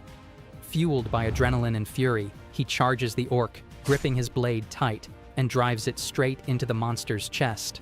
The big orc lets out a final smile as it collapses onto the ground, dead. It leaves behind a soul stone. Kazuto's level rises to 16. A system notification confirms the subjugation of a named monster, Rufin. He falls to the ground, unconscious, unable to believe he actually won. Kazuto wakes to the sound of Momo's voice. He's overwhelmed with relief to find both her and himself still alive. It wouldn't have been strange if he had died this time. That big orc was beyond dangerous. He notices his wounds have healed and finds 8 unread messages from Natsu. In her messages, she explains how she came immediately after the battle to heal him using her abilities. She also gushes about the cuties, Momo and Akka, and says she left the area for them to take care of things. Kazuto chuckles, knowing the real reason she left. Social interaction makes her anxious, but thanks to her, he survived. He writes her a message to express his gratitude. She replies almost instantly. She admits that she thought he was dead since he hadn't responded in so long. Kazuto then turns to Momo and Akka to ask if they'd be okay with Natsu joining their party. His heart has changed. If it weren't for her, he wouldn't have survived. She also helped him realize the orc's weakness by warning him about the home center. He wants to trust her. He wants to be her friend. Both Momo and Akka nod in agreement. Kazuto thanks them and sends Natsu the invitation. She accepts but says she wants to meet in person before making it official. In the meantime, she'll be preparing. Kazuto is a bit nervous about the meeting, so he's glad for the extra time. After sending his reply, Kazuto decides to head toward the shopping mall to test out his new skills. They're still alive, and he's going to keep surviving in this monster-infested world. Somewhere else, a monster is cleanly sliced in two by a girl wearing a sailor uniform. She turns to her dog, Kuro, and tells him that since they've already explored this area completely, it's time to head to the shopping mall. Chapter 12. Kazuto stands in front of a large staircase, but he has no idea what he's looking at. After defeating the big orc, he and his companions checked their stats and restocked supplies. Then, they made their way to the shopping mall. A pile of bodies lies rotting in a corner, their stench unbearable. It's only thanks to stress resistance that Kazuto doesn't gag. He takes a seat and opens his status window. Defeating just one big orc raised his level by 3, and he even gained a unique skill called Fast Learner. Before he fainted, a system announcement in his head mentioned a subjugation bonus, but no matter what he tried, nothing else happened. For now, Kazuto uses his available points to level up his assassin job, which unlocks his 3rd profession slot. The new advanced professions available are assassin, executioner, and ninja. Meanwhile, the secondary professions include darkness envoy, fugitive, smuggler, and shadow. While being a ninja seems appealing and comes with perks, Kazuto knows that no ninja in manga ever behaves without flair. He figures he should study their behavior before choosing a class. Stealth doesn't always work against some monsters, like orcs or shadow wolves, and stronger enemies are bound to appear as they go deeper into this world. So Kazuto picks a job that fits both his fighting style and survivability. He promotes assassin to ninja and gains several new skills. While ninjutsu sounds incredibly useful for battle, silent operation and odorless are even better for countering orcs and shadow wolves. Just as he's about to pick the 3rd profession, Momo snuggles into his lap and lets out her shadow, clearly recommending Shadow Master. AKA seems to agree. Kazuto considers choosing Wizard to better support the team, but both Momo and Akka shake their heads in disapproval. Relenting to their insistence, he selects Shadow Master and receives the Shadow Manipulation skill. He's a little disappointed that the 3rd job comes with only 1 skill, but it's definitely a powerful one. Next, he uses his remaining SP to level up Observation, hoping to unlock an appraisal skill. Instead, he obtains Prediction. After a brief internal meltdown, he calms down and uses the rest of his SP to upgrade other skills. Now, both his strength and endurance have crossed into 3-digit territory. Remembering the big orc's magic stone, Kazuto summons it and gives it to Momo as a gift. Afterward, they all try out their new abilities. Ninjutsu appears to be highly effective in actual combat, so Kazuto decides to head deeper into the mall. The food section is mostly spoiled by now. There are corpses strewn about, making Kazuto realize something chilling. These monsters don't eat humans. They must be hunting to raise their own levels and skills. He restocks on preserved food and grabs a few useful books from the mall's bookstore. Just as he finishes, Kazuto senses monsters approaching from outside the mall. It's the first time he's seen skeletons, but it gives him the perfect opportunity to test out his new skills. He uses shadow manipulation to capture them all and finds the skill far more versatile than expected. He lets Momo handle the rest, and she begins crushing the skeletons with her shadow tendrils. Kazuto notes that these skeletons have low defense, and he dispatches one himself with his blade. There are 3 more left, and Kazuto becomes curious when he sees their soul stones visibly exposed. He extracts one directly, causing the skeleton to collapse. Interestingly, the corpse remains, so Kazuto stores it in his item box, though he has no idea what use they might have later. With no other monsters around, Kazuto decides to rest for the night in the store. He crafts a makeshift haven by wrapping himself in shadow and layering it with Aka. The 3 of them sleep peacefully in their little sanctuary, but Kazuto's thoughts wander to Natsu. Meanwhile, Natsu's stomach aches from nervousness about the upcoming meeting. She's filled with anxiety over how their meetup will go. After dropping out of school for various personal reasons, she spent the past year avoiding all human contact. It had been easy to approach Kazuto while he was passed out, but meeting him in person? That terrifies her. Still, if she wants to cuddle Momo, be healed by her presence, and above all, if she wants to stand beside that person, she must overcome her shyness. For the sake of those she wishes to be close to, she steels her resolve. She'll do her best. It's now the 4th day in a world full of monsters. Kazuto wakes up with Momo and Aka by his side. He tells himself that he can't be nervous about meeting Natsu, but suddenly the ground rumbles for just a second, startling him. He looks around and spots ruins that weren't there before. Even more suspicious is that neither enemy sense nor enemy detection is picking anything up from them. It's not an illusion either. Momo sees it too.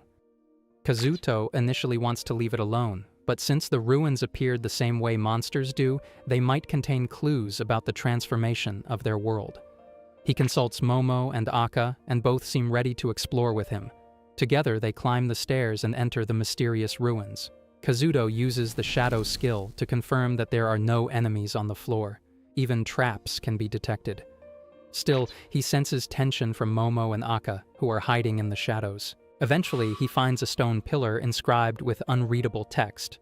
Curious, Kazuto tries placing it into his item box, and to his surprise, it works. The name of the item is simple, but he hopes it's made from special material originating from another world. Venturing deeper, they come across a treasure box placed atop a platform, and so the exploration begins. Kazuto finds a treasure chest in the ruins. He immediately grows suspicious. Ruins that suddenly appeared with a mysterious altar inside, and now a treasure chest. It all screams mimic to him. Still, there's a chance it could be real, so he uses shadow to open the chest from a safe distance. To his surprise, the chest opens without any tricks, proving that it isn't a mimic. Kazuto gets so excited that he nearly panics, but Momo brings him back to his senses. Peering inside the chest, he finds a treasure map. However, the text on it is unreadable. Once the contents are removed, the treasure chest vanishes. Kazuto places the map into the item box, but it simply identifies it as parchment. He's confused, but figures he might be able to decipher it once he obtains a relevant skill. Aside from that, there's nothing else worth noting in the ruins. The more he thinks about it, the more mysterious everything feels. This world is like a game, but with no rules or information. Suddenly, his detection skill picks up 2 signals. Kazuto immediately hides in the shadows and spots a girl holding a Japanese sword. Beside her is a black dog, cautiously surveying the surroundings. The girl comments that the inside of the mall looks rough. Meanwhile, Kazuto is thankful his odorless skill is working, otherwise the dog might have sniffed him out. Still, the girl looks oddly familiar. After a moment, it hits him. A run-down dojo from his childhood in Koichi. The girl who lived there was named Katsuragi Sayaka. Kazuto accidentally mutters her name aloud, causing the girl to instantly go on alert and demand that he come out of hiding. With stealth now useless and escape not an option, Kazuto steps out and reassures her that he means no harm. Their eyes meet, and recognition sparks. She really is Sayaka from his memories. He greets her, but before he can say much, Sayaka rushes forward and hugs him tightly, overcome with emotion. Kazuto thinks it's strange that she missed him this much. Even her dog Kuro seems confused. Once she calms down, the two express how glad they are to see each other alive. Kazuto asks about her sword and how she ended up here. Sayaka explains that 4 days ago, she was chased by monsters on her way home. She barely made it back, only for another monster to break into her house. In desperation, she hid in the dojo's closet where she found her grandfather's sword, something he had collected as a hobby. She fought back, defeated the goblin, and awakened skills. From that moment, she was determined to search for her grandparents, but more monsters kept appearing. After hearing her story, Kazuto tells her it must have been incredibly hard. Sayaka agrees, but then realizes Kazuto must have had it rough as well and apologizes for talking only about herself. When Kazuto asks about her dog, she introduces him as Kuro. Aside from being cute, he's also gained skills. Kazuto warns her that sharing such important information too easily could be dangerous, but he understands it's because she trusts him. To return the gesture, Kazuto calls out Momo and introduces her. Sayaka is beyond shocked. Kazuto explains that Momo also has skills, and Sayaka awkwardly greets her, clearly overwhelmed. She quickly admits Momo is super cute. Kazuto feels like a proud parent and boldly states that Momo is the cutest in the world. Kuro, initially stunned, eventually walks over to Momo and tries to act goofy, but Momo turns her head away in disinterest. Kazuto encourages Momo to be polite and greet Kuro properly, but Sayaka can't help laughing at Kuro's rejection. Sayaka then tells Kazuto that she's currently staying at the school and invites him to come along. She even assures him that the leader there is a trustworthy person. Kazuto is genuinely glad to hear there's a good leader, but he says he'll think about going. Sayaka clearly doesn't like that vague answer, but Kazuto explains that he still has things to do, namely, meeting with Natsu. Since they plan to form a party, it wouldn't be fair to make decisions without considering her feelings. Sayaka expresses concern for his safety, but Kazuto reminds her that both he and Momo have skills. Sayaka insists on joining him anyway, claiming she's strong, but Kazuto shuts her down bluntly. It's not about strength. He knows Natsu is extremely shy.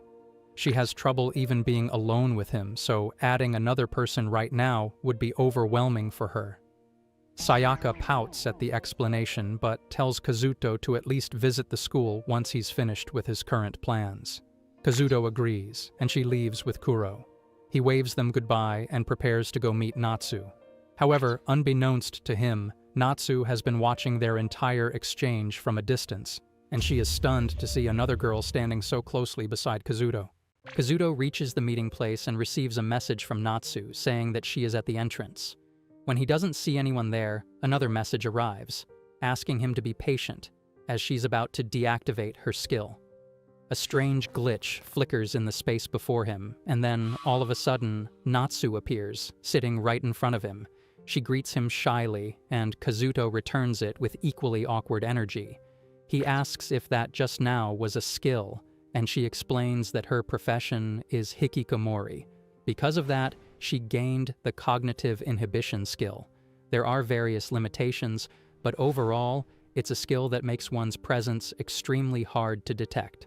Kazuto is surprised by the explanation, but Natsu asks if there's something on her face. He's been staring too much. He quickly clarifies that he was actually about to ask more about her skill. Instead, he asks if she'd like to meet face-to-face from now on. Natsu hesitates but tells him that she's thought a lot about it. Being shy makes it hard for her to speak with someone for the first time. For the longest time, she believed she could never form a party with someone of the opposite gender. But then she told herself, if she could talk through mail, maybe she could meet in person too. Kazuto is a little baffled by her logic. Even Momo seems confused. Natsu suddenly thanks him for always being kind and supporting her. A system message pops up stating, Natsu is looking at Kazuto with great expectations. Kazuto corrects it mentally. She's not looking at him, but clearly looking forward to the future. Another system prompt asks, do you want to add Natsu as a friend? Kazuto hesitates for a moment, but then accepts and adds Natsu to his party. However, he's immediately shocked to see that she's level 20, 4 levels above him. Just as he opens his mouth to ask about her level, she seems about to ask him something too, likely about Sayaka, but before either can continue, Natsu hits her limit. Flustered and apologetic, she suddenly vomits, right on Kazuto. He freezes like a statue, unable to react, and just like that, his first real-life meeting with Natsu ends with a face full of puke.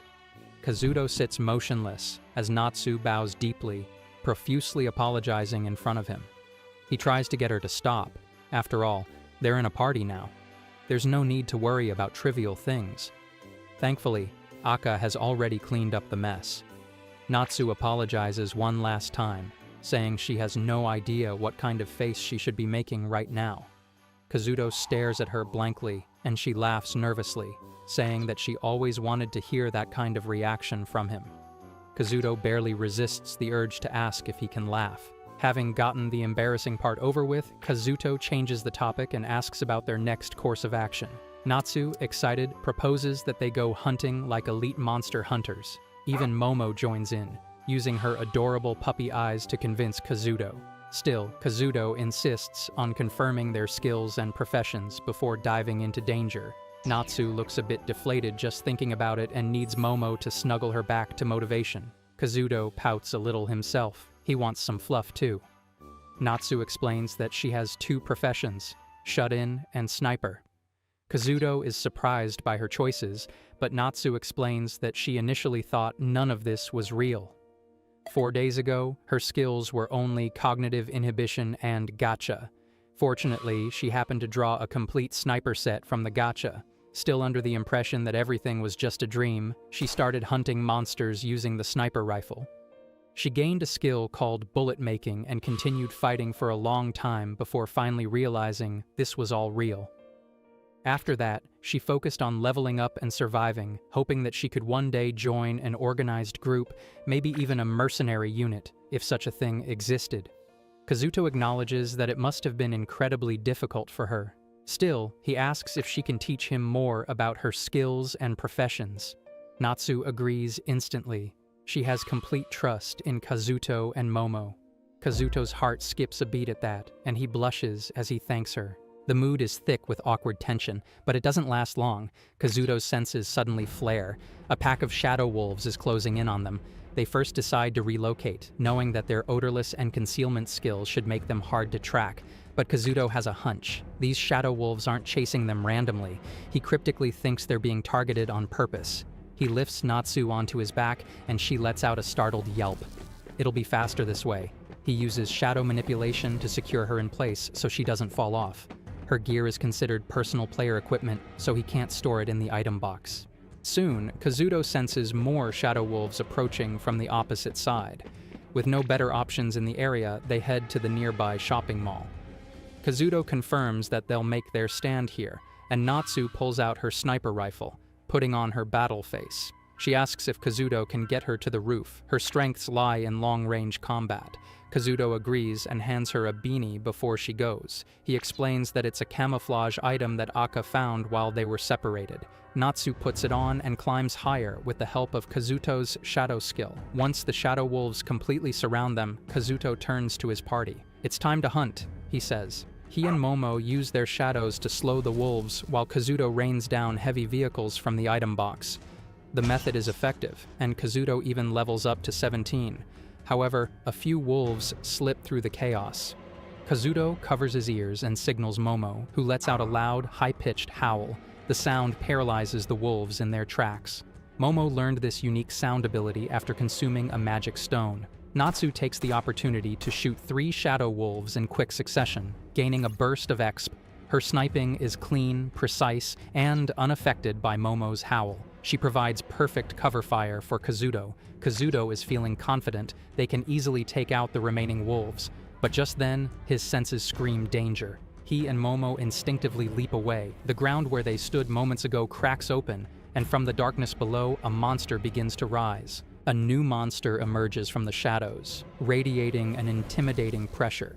Kazuto immediately senses that this is a high-ranking shadow wolf. As Kazuto noticed the dark wolf, he felt that such wolves would not appear immediately. Instead, they had sent the shadow wolves to fight first, so they could assess what Kazuto and his companions were capable of. Even though it was a monster, its intelligence made it far more adaptable, and its class was also quite high. Kazuto seemed extremely annoyed, as he had already gone through so much trouble the previous day, yet they had appeared once again. However, if they believed they had already witnessed Kazuto's true power, they were mistaken. Meanwhile, Ichinos stood nearby with her weapon ready, and Kazuto felt that she was their trump card. The dark wolf let out a deafening howl before charging at Kazuto with incredible speed. Kazuto barely managed to dodge the attack and attempted to summon furniture from his storage box to crush a few of the wolves. However, the dark wolf was much more intelligent and managed to escape. Kazuto also noticed that the shadows of those wolves were different from Momo's shadow and from his own shadow manipulation. He wondered if the ability was related to darkness itself. Afterward, Kazuto tried to retrieve the summoned furniture back into his storage box, but to his surprise, the items would not return. This left him completely confused, and he wondered why the ability was no longer functioning as expected. He eventually realized that he would not be able to resolve the problem until he understood how the phenomenon actually worked. Finally, he instructed Momo to use his power. Kazuto initially thought that Momo's howl might not be effective if the wolves were protected by darkness. However, everything went according to plan. Momo quickly closed the distance to the dark wolf, while Kazuto believed that his real objective was to take away the wolf's vision and buy enough time to launch his attack. Kazuto sensed that something was wrong, so he immediately called Momo and Akka over. He could not understand where the danger was coming from. Suddenly, a car came crashing toward them. However, Kazuto had already taken cover inside Akka, allowing them to bounce away from the impact and land some distance away. Kazuto knew that he had to escape from the situation as quickly as possible. After a while, Kazuto arrived at another location and found that everything had been destroyed. He checked his enemy detection skill and discovered that the dark wolf was already far away. He could not understand whether it had simply fled from the area. He decided that they should first assess the situation. If things became any worse, they would immediately retreat because the dark wolf was intelligent enough to ambush them again, and it would undoubtedly return. To face such an opponent, they needed to become much stronger. Kazuto found the situation extremely frustrating. After some time, Ichinos arrived looking for him. He felt grateful to Akka because she had remained completely unharmed. When Ichinos wondered what had happened to the monsters, Kazuto explained that they had disappeared into the smoke after the last attack. As Kazuto thought about the attack, he gradually realized that it resembled an upgraded version of a weapon that fired bullets in every direction simultaneously. Compared to such an attack, his own abilities seemed insignificant. He wondered if he could somehow recreate a modern version of that technique. Just then, he noticed that Ichinos looked exhausted. He thanked her for all her hard work and offered her some water. Ichinos was very curious about Kazuto's skill. Kazuto explained that it was the item box, which allowed him to store various objects inside it. Upon hearing the explanation, she admitted that she was jealous of such a convenient ability. She then became curious about his profession because he seemed capable of producing objects as though he were creating clones. Kazuto did not want to reveal the truth, and simply thought that the matter had become complicated after fighting so many monsters. Ichinos wondered whether his profession might be that of a ninja, because he appeared capable of using the abilities of 3 different professions, along with 5 ninjutsu techniques and more than 30 skills. She then began muttering to herself, wondering whether her own skills were too insignificant compared to his, and whether Kazuto could even be considered someone who had not cheated. She continued whispering to herself so much that she completely lost track of her surroundings. Kazuto eventually interrupted her and told her to come back to her senses. Ichinos apologized and explained that she had a habit of talking to herself whenever she was deep in thought. Kazuto found the habit rather strange, and the two of them decided to leave the area as quickly as possible. All of a sudden, Kazuto noticed that Akka had begun trembling while beads of sweat covered his body. He immediately became worried. Moments later, he discovered that both Momo's and Akka's levels had increased. Kazuto became curious whether Akka's level up would result in an evolution similar to Momo's. Although a brilliant light surrounded surrounded Aka, his appearance did not change at all. However, as a fate slime, his evolution had incorporated the magic stone of mimic, allowing him to make full use of his mimicry ability. Kazuto happily congratulated Aka on his evolution. Afterward, Kazuto and Ichinos entered a ruined house. Ichinos prepared some food, and they happily ate their meal together. Once they had finished eating, Kazuto decided to test Aka's new mimicry ability. Aka transformed himself into the orc knife. Kazuto tried using it and was surprised to find that its sharpness was even better than that of the original weapon. Kazuto wondered when Aka had eaten the orc knife. However, he knew that Aka could only mimic objects whose characteristics it had already acquired. Aka then moved his body in an attempt to explain the ability to Kazuto. Somehow, Kazuto was able to understand what it was trying to convey. He realized that Aka did not actually need to consume every weapon directly. As long as it completely analyzed the shape and sharpness of a weapon while wrapping its body around it, it could perfectly mimic that weapon afterward. Kazuto found the ability extremely convenient. Ichinos remarked that Aka was truly a cheat slime. Kazuto also noticed that Aka could not mimic living creatures. After that, Kazuto suggested that they discuss their future plans. Ichinose wondered whether they should continue hunting monsters to increase their levels. Kazuto looked at Ichinose and Momo and noticed that Momo was behaving rather strangely, leaving him confused. Even so, he believed that their first priority should be gathering supplies and collecting information. With Ichinose in the party, their long-range firepower had improved significantly. Unless they encountered high-ranking species or monsters of the N-class, their battles would not be particularly difficult. Kazuto also thought that it would not be surprising if there were other groups like Nishinos that had already formed parties. He wanted to find out where such survivors were gathering, and was especially curious about what the government and the self-defense force were currently doing. Kazuto suggested that they should move to a place where more people were staying, as neither of them planned to hunt monsters for a while. He also remembered hearing from Sayaka that the school was sheltering many refugees. Upon hearing Sayaka's name, Ichinose abruptly asked whether Kazuto was referring to the girl they had met earlier. Kazuto wondered if there was something wrong. Ichinose quickly regained her composure and replied that there was nothing to worry about. With that, the two of them left the area. Kazuto knew that the student council president was in charge of the shelter, and he became curious about what kind of person the president would be. The scene shifted to the previous day, when the injured girl regained consciousness. She woke up looking confused, wondering where she was. She found Nishino standing nearby with a smile on his face. The girl remembered that they had escaped from the park, but she could not recall what had happened afterward. Nishino explained that someone had carried them to safety. He also mentioned that he was certain they had met that person before, but he could not recognize who it was. The girl thanked the mysterious person for saving them and healing her. She then pointed to the injuries on her body and wondered whether that same person had also been responsible for treating all of them. Nishino looked embarrassed and told her that she should not expose so much of her skin. After a moment, she wondered what they should do next. Nishino suggested that they continue with their original plan and head toward the school. She asked whether it would not be better to go to a government office instead. However, Nishino replied that the school was much closer and that they should head there first. She then expressed her hope that Shiboji and Onan were safe. Nishino replied that they surely were, adding that he had faith in them. Since it was already getting late, Nishino suggested that they rest for the night and set out the following morning. It was the fourth day of the monster's invasion. People were moving from place to place in search of refuge and shelters because they had no other choice. Many wondered what the government was even doing, while countless others wandered the streets suffering from hunger. The communication infrastructure had completely collapsed because both electricity and radio signals were no longer functioning. As a result, the government was unable to provide effective assistance. Even when it attempted to contact people, its orders were frequently interrupted by monster attacks. Human morals and values were gradually being overturned under such desperate circumstances. Amid all the chaos, the students of the school worked together with the remaining citizens, helping one another while also fighting and killing monsters. One man noticed that his level had increased after defeating a goblin. He then wondered how Nishino and the others were doing. A nearby boy remarked that they were probably heading toward the school and suggested that they should make their way there as well. Elsewhere in the city, a girl and her younger brother were preparing to hunt monsters. After defeating one, the girl excitedly asked her brother to praise her more. Meanwhile, the scene shifted to an army camp. A soldier reported to his captain that all the monsters in the surrounding area had been eliminated and that the survivors had been safely escorted to the designated shelters. However, the soldier wondered whether it had been the right decision to move without waiting for official orders. The captain questioned whether the soldier had dared to disobey the commander's orders. The soldier apologized. The discussion then shifted to the reconnaissance helicopter that had been sent to the prefectural border, which had not yet returned. The scene then shifted back to Nishino, who was walking with the injured girl, Isaka. She remarked that there did not seem to be many orcs in the area. Nishino explained that they were taking a shortcut to the school. As they continued walking, they came across several students from their school. Among them, they noticed Kosaragi. Suddenly, Sayaka spotted them and hurried over, looking relieved to see that they were both safe. Isaka was also happy to see that Sayaka was safe and sound. Sayaka mentioned that they had not seen each other since graduating from junior high school. Isaka agreed, saying that it had indeed been a long time. She then looked at the others and wondered who they were. Sayaka explained that they were members of the school's student council. She then invited Nishino and Isaka to join them. Nishino agreed, explaining that they were heading to the school as well. Sayaka became curious and asked what professions they had chosen to fight the monsters. Isaka was about to answer, but Nishino interrupted her and explained that he had chosen the negotiator profession, while Isaka had become an adventurer. He added that he left all the fighting to her because his profession was not suited for combat. He also remarked that once a profession had been chosen, it could not be changed, which made the situation quite troublesome for him. Sayaka then suggested that they continue on their way. As they started walking, Nishino quietly told Isaka that it would be best to remain cautious. He also reminded her not to let anyone discover the true nature of their skills. Isaka silently agreed. The scene then shifted to Ano, whose level had reached 5. After fulfilling the required conditions, he acquired the Killslayer skill. Although the skill required him to kill people, he had never intended to do so. However, he convinced himself that the others had been at fault because they had refused to listen to him. At that moment, Ano felt completely alone. When he finally found his friends, he was overjoyed to see them. Instead, they became furious with him, saying that they could have died because he had recklessly run off on his own. Terrified, Ano pleaded with them not to treat him that way and warned them not to provoke him.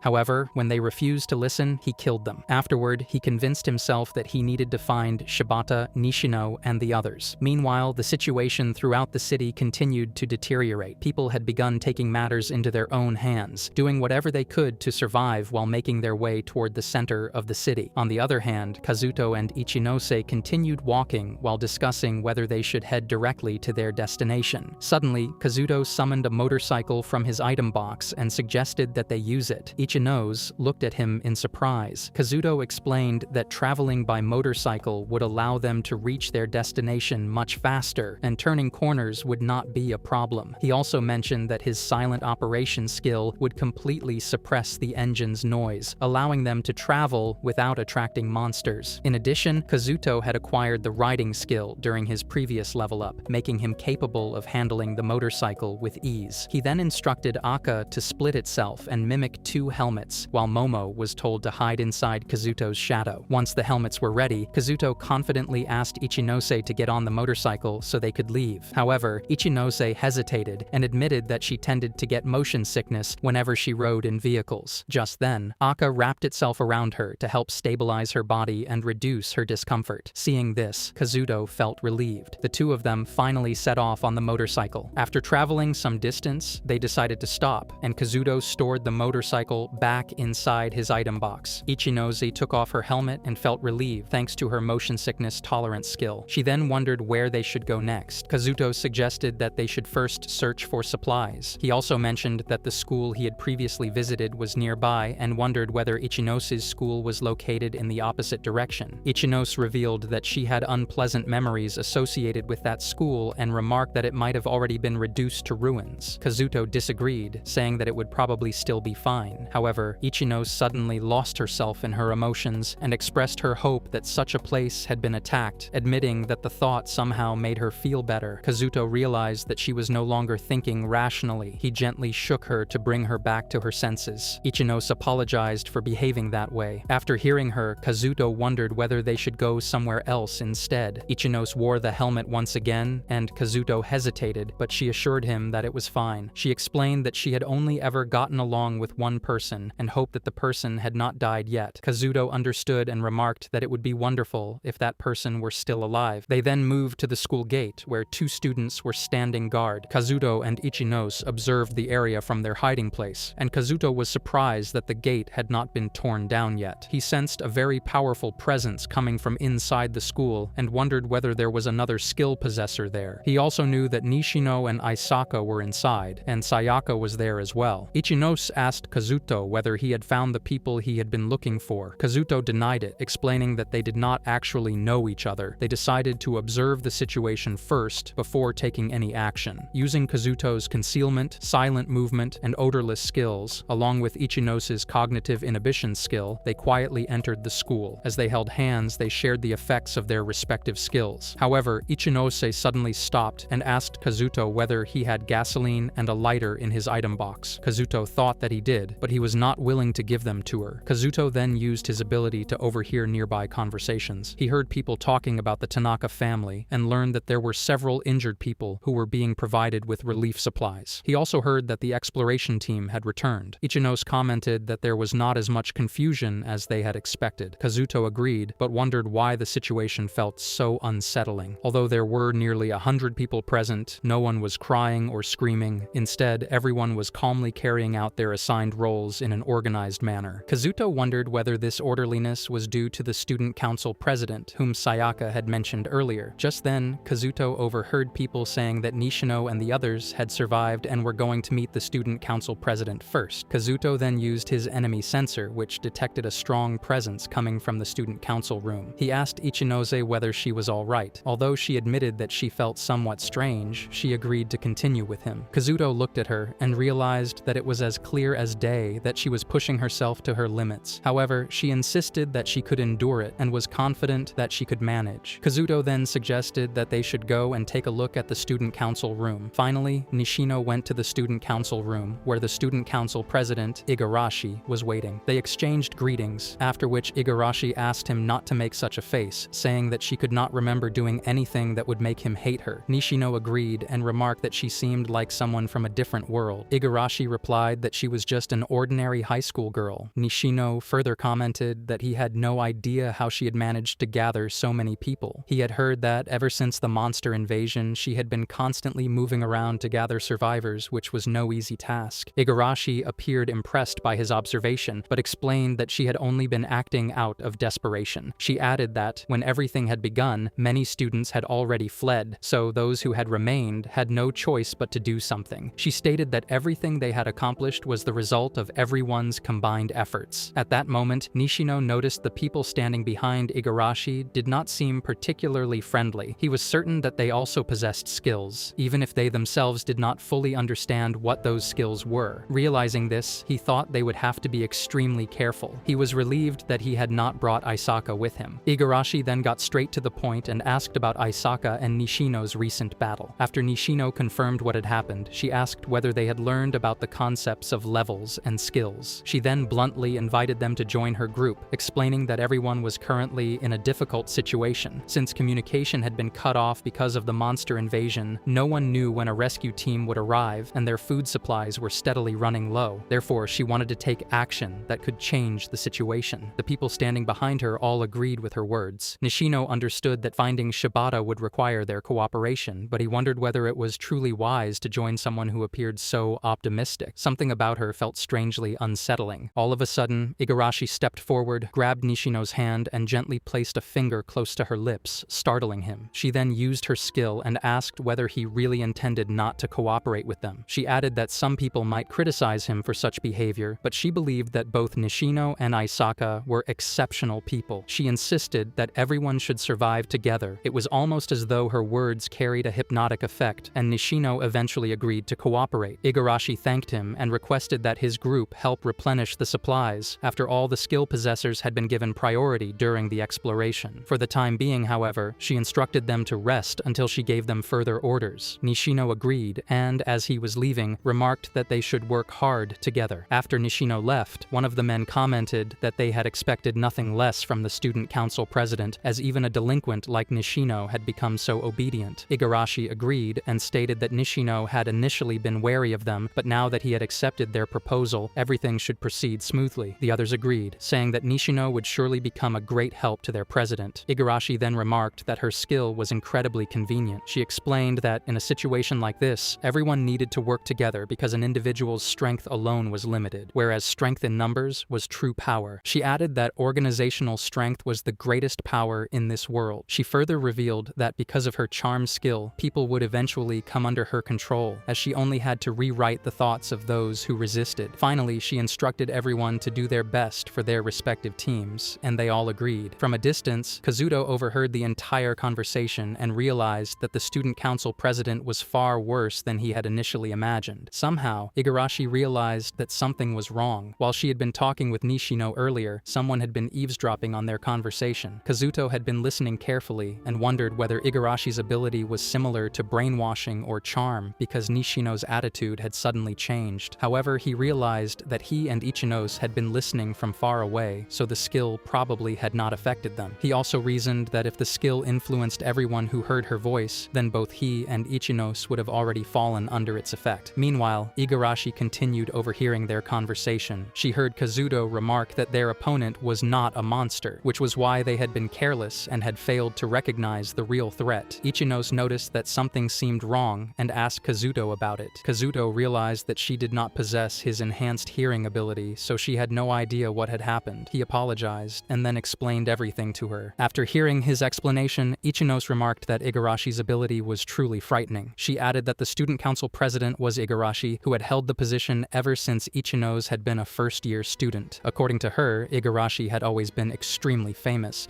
Kazuto was surprised and asked whether Ichinose had attended the school as a first-year student. Ichinose confirmed that she had, and added that she had even reached her second year. However, she explained that she had eventually dropped out for personal reasons. Kazuto finally understood why things had turned out that way. Ichinos continued by saying that Kazuto could laugh at her if he wanted, because she herself understood that being a hikikomori who had dropped out of high school was nothing to be proud of. Kazuto replied that he had no intention of laughing. He told her that it did not matter to him whether she was a high school graduate or a hikikomori. She had helped both him and Momo without caring about her own safety, and that alone was enough for him to trust her and consider her a friend. Kazuto then looked at Momo, who silently agreed with him. Ichinos felt that it was unfair, but when Kazuto looked at her, she simply turned away and told him to forget about it. She then asked what they were going to do next. Kazuto replied that they should leave because it was far too dangerous to remain near someone with such a powerful skill. He looked over the entire school and realized that the orderly condition of the survivors was almost certainly the result of Igarashi's influence. Although her presence was helping maintain order, it also made her a dangerous threat. Therefore, he decided that they should focus on raising their levels and replenishing their supplies. Depending on the people they encountered in the future, they could always decide later whether to join a community. However, as long as Igarashi and her skill existed, he would have to remain extremely cautious. All of a sudden, sense presence and crisis sensing activated simultaneously, causing both Kazuto and Momo to realize that monsters were approaching. Kazuto wondered whether they were coming from inside the school. Soon, they heard people shouting that monsters had arrived. Kazuto immediately grabbed Ichinose's hand and pulled her into hiding as the other people rushed outside. After a short while, Kazuto and Ichinose cautiously observed the scene. They saw the students desperately fighting against the monsters while shouting that they could not allow the creatures to defeat them. The monsters resembled enormous, terrifying monkeys. Since it was Kazuto's first time seeing such creatures, he simply decided to call them monkeys. Kazuto was impressed by the students' combat abilities. There were only 8 monkeys, yet they were completely dominating the battle. Just then, a male student council member shouted for everyone to attack from a distance and warned them not to get too close. However, several students had already been dragged away. He immediately ordered everyone else to fall back, but one unfortunate student was being brutally attacked and screamed in agony. The council member coldly ordered everyone to ignore the victim and continue attacking the monkeys. Kazuto was shocked to see that they were abandoning one of their comrades so easily. However, he also understood that the decision was not entirely wrong. The remaining students were already struggling to hold the monsters back, and a single reckless move could result in everyone's defeat. The council member became furious when a few students attempted to disobey his orders, declaring that opposing him was the same as opposing the student council president. Ichinose quietly asked Kazuto what he intended to do. Kazuto understood that there was no benefit in helping them. If they intervened recklessly, they might become victims of Igarashi's brainwashing or charm skill. Even so, Ichinose hesitated because she could not ignore people in need. Kazuto knew that she was not as emotionally detached as he was, and remembered that she had always been willing to help others. Trying to reassure her, Kazuto told her that everyone would be alright because reinforcements had already arrived. A woman suddenly rushed in and struck the monkey that was attacking the injured boy. The woman was none other than Isaka. She told the boy that the area was extremely dangerous and recognized him as Tanaka-chi, remarking that it had been a long time since they had last met. She also asked whether he was alright after noticing the blood flowing from his arm. Nishino remarked that Isaka had arrived remarkably quickly. Sayaka also arrived and commented the same. Isaka apologized for being a little late but said that she had still made it in time. Nishino then told her to move ahead while he provided support from behind. Isaka agreed and charged forward, continuously attacking the monkeys. She observed that they were far too slow and declared that they would soon be finished. After cutting down one monkey, another attacked her from behind, but she casually remarked that it was also too slow before turning around and defeating it with her weapon. Soon, only 5 monkeys remained, as Sayaka had also defeated one. Even so, Nishino warned everyone not to let their guard down. Seeing the battle turning in the students' favor, Kazuto finally relaxed. However, he was shocked when he noticed Ichinose's reaction to Isaka. He wondered whether the two knew each other because Ichinose's personality was completely different from Isaka's. All of a sudden, Ichinose started running toward Isaka. Kazuto immediately tried to stop her. As they both ran, he wondered what she was thinking because she would expose herself to Igarashi's skill if she continued. Overcome with emotion, Ichinose exclaimed that Isaka was really there. Realizing that Ichinose was no longer thinking rationally, Kazuto quickly lifted her into his arms using his strength and told her that she would have to stay like that for a while. He then had Aka cover her mouth so that she would not attract anyone's attention before carrying her away from the area. Meanwhile, Isaka defeated the last remaining monkey, allowing everyone to finally relax. Nishino instructed Vice President Miyamoto to organize a search party and check the surrounding area for any remaining danger. Miyamoto rudely told him not to speak to him in such a manner. However, the others agreed with Nishino's suggestion. Feeling somewhat embarrassed, Miyamoto eventually accepted the advice and ordered the search party to assemble, instructing them to report immediately if they found anything unusual. Isaka then looked at Nishino and remarked that she wanted to ask him something. She commented that he had become surprisingly cooperative after arriving there and wondered why his attitude had changed so drastically. Nishino replied that it was only natural to cooperate with President Igarashi. Isaka reasoned that gaining the student council's trust would certainly make searching for Shibata and the others easier. However, Nishino denied that this was his main objective. He explained that although Shibata and the others were important, his highest priority was to be useful to President Igarashi. His response left Isaka completely confused. Nishino then asked what she was doing and told her that they should get going. However, Isaka suddenly stopped him and asked him to wait for a moment. She carefully looked around the area. Sayaka asked whether something had happened. Isaka denied it, but admitted that she had the feeling someone had been watching them from nearby. Meanwhile, Kazuto took Ichinose, Momo, and Aka to another location. Once they had reached a safe place, he asked Momo and Aka to release Ichinose. Kazuto apologized for being so forceful with her. Ichinose immediately knelt before him and apologized for acting on her own despite being part of the party. She repeatedly apologized, blaming herself for her reckless behavior. Kazuto gently told her to calm down. He explained that if she had met someone she knew, they could always talk to that person later. For now, however, they should rest. He then took out food for everyone, and they began eating together. While they were eating, Ichinose sadly wondered why Kazuto was not questioning her about what had happened. Kazuto admitted that he had indeed been surprised to see someone as shy as Ichinose acting so differently. However, he suggested that they forget about it because nothing bad had happened in the end, and there was no reason to dwell on the past. He also pointed out that they had only been together as a party for a single day, so it was impossible for them to know everything about each other in such a short time. Their situation had already become chaotic enough. Hearing those words, Ichinose gradually calmed down. Kazuto then confessed that he had actually been the one who had panicked the most. He admitted that he had been afraid of disappointing her by showing such an uncool side of himself. Ichinose immediately denied that such a thing could ever disappoint her. The moment those words left her mouth, she became flustered, realizing what she had just admitted. Kazuto smiled happily and told her that he felt the same way about her. That was why he believed everything was fine, and that they should continue building their friendship slowly, at their own pace. Encouraged by his words, they both agreed to keep doing their best together from the following day onward. That night, as Kazuto lay awake, he found himself himself wondering what had happened between Ichinose and Isaka in the past, and why Ichinose had shut herself away from the world. However, he decided that it would be wrong to force her to talk about something so personal. Instead, he chose to trust her and leave the decision entirely up to Ichinose as to whether she wished to tell him everything. With that resolve in mind, Kazuto decided to wait patiently. Thus, the fourth day came to an end. In the student council room, Sayaka gave the entire report to Igarashi. Igarashi appreciated her efforts and wondered whether scouting had been difficult. Sayaka denied that it had been hard, explaining that most of the monsters had already been killed by Isaka. Igarashi recalled that Isaka had the adventurer profession like most of the students, yet it was not considered a powerful profession. She speculated that Isaka might have lied about both the profession and the abilities,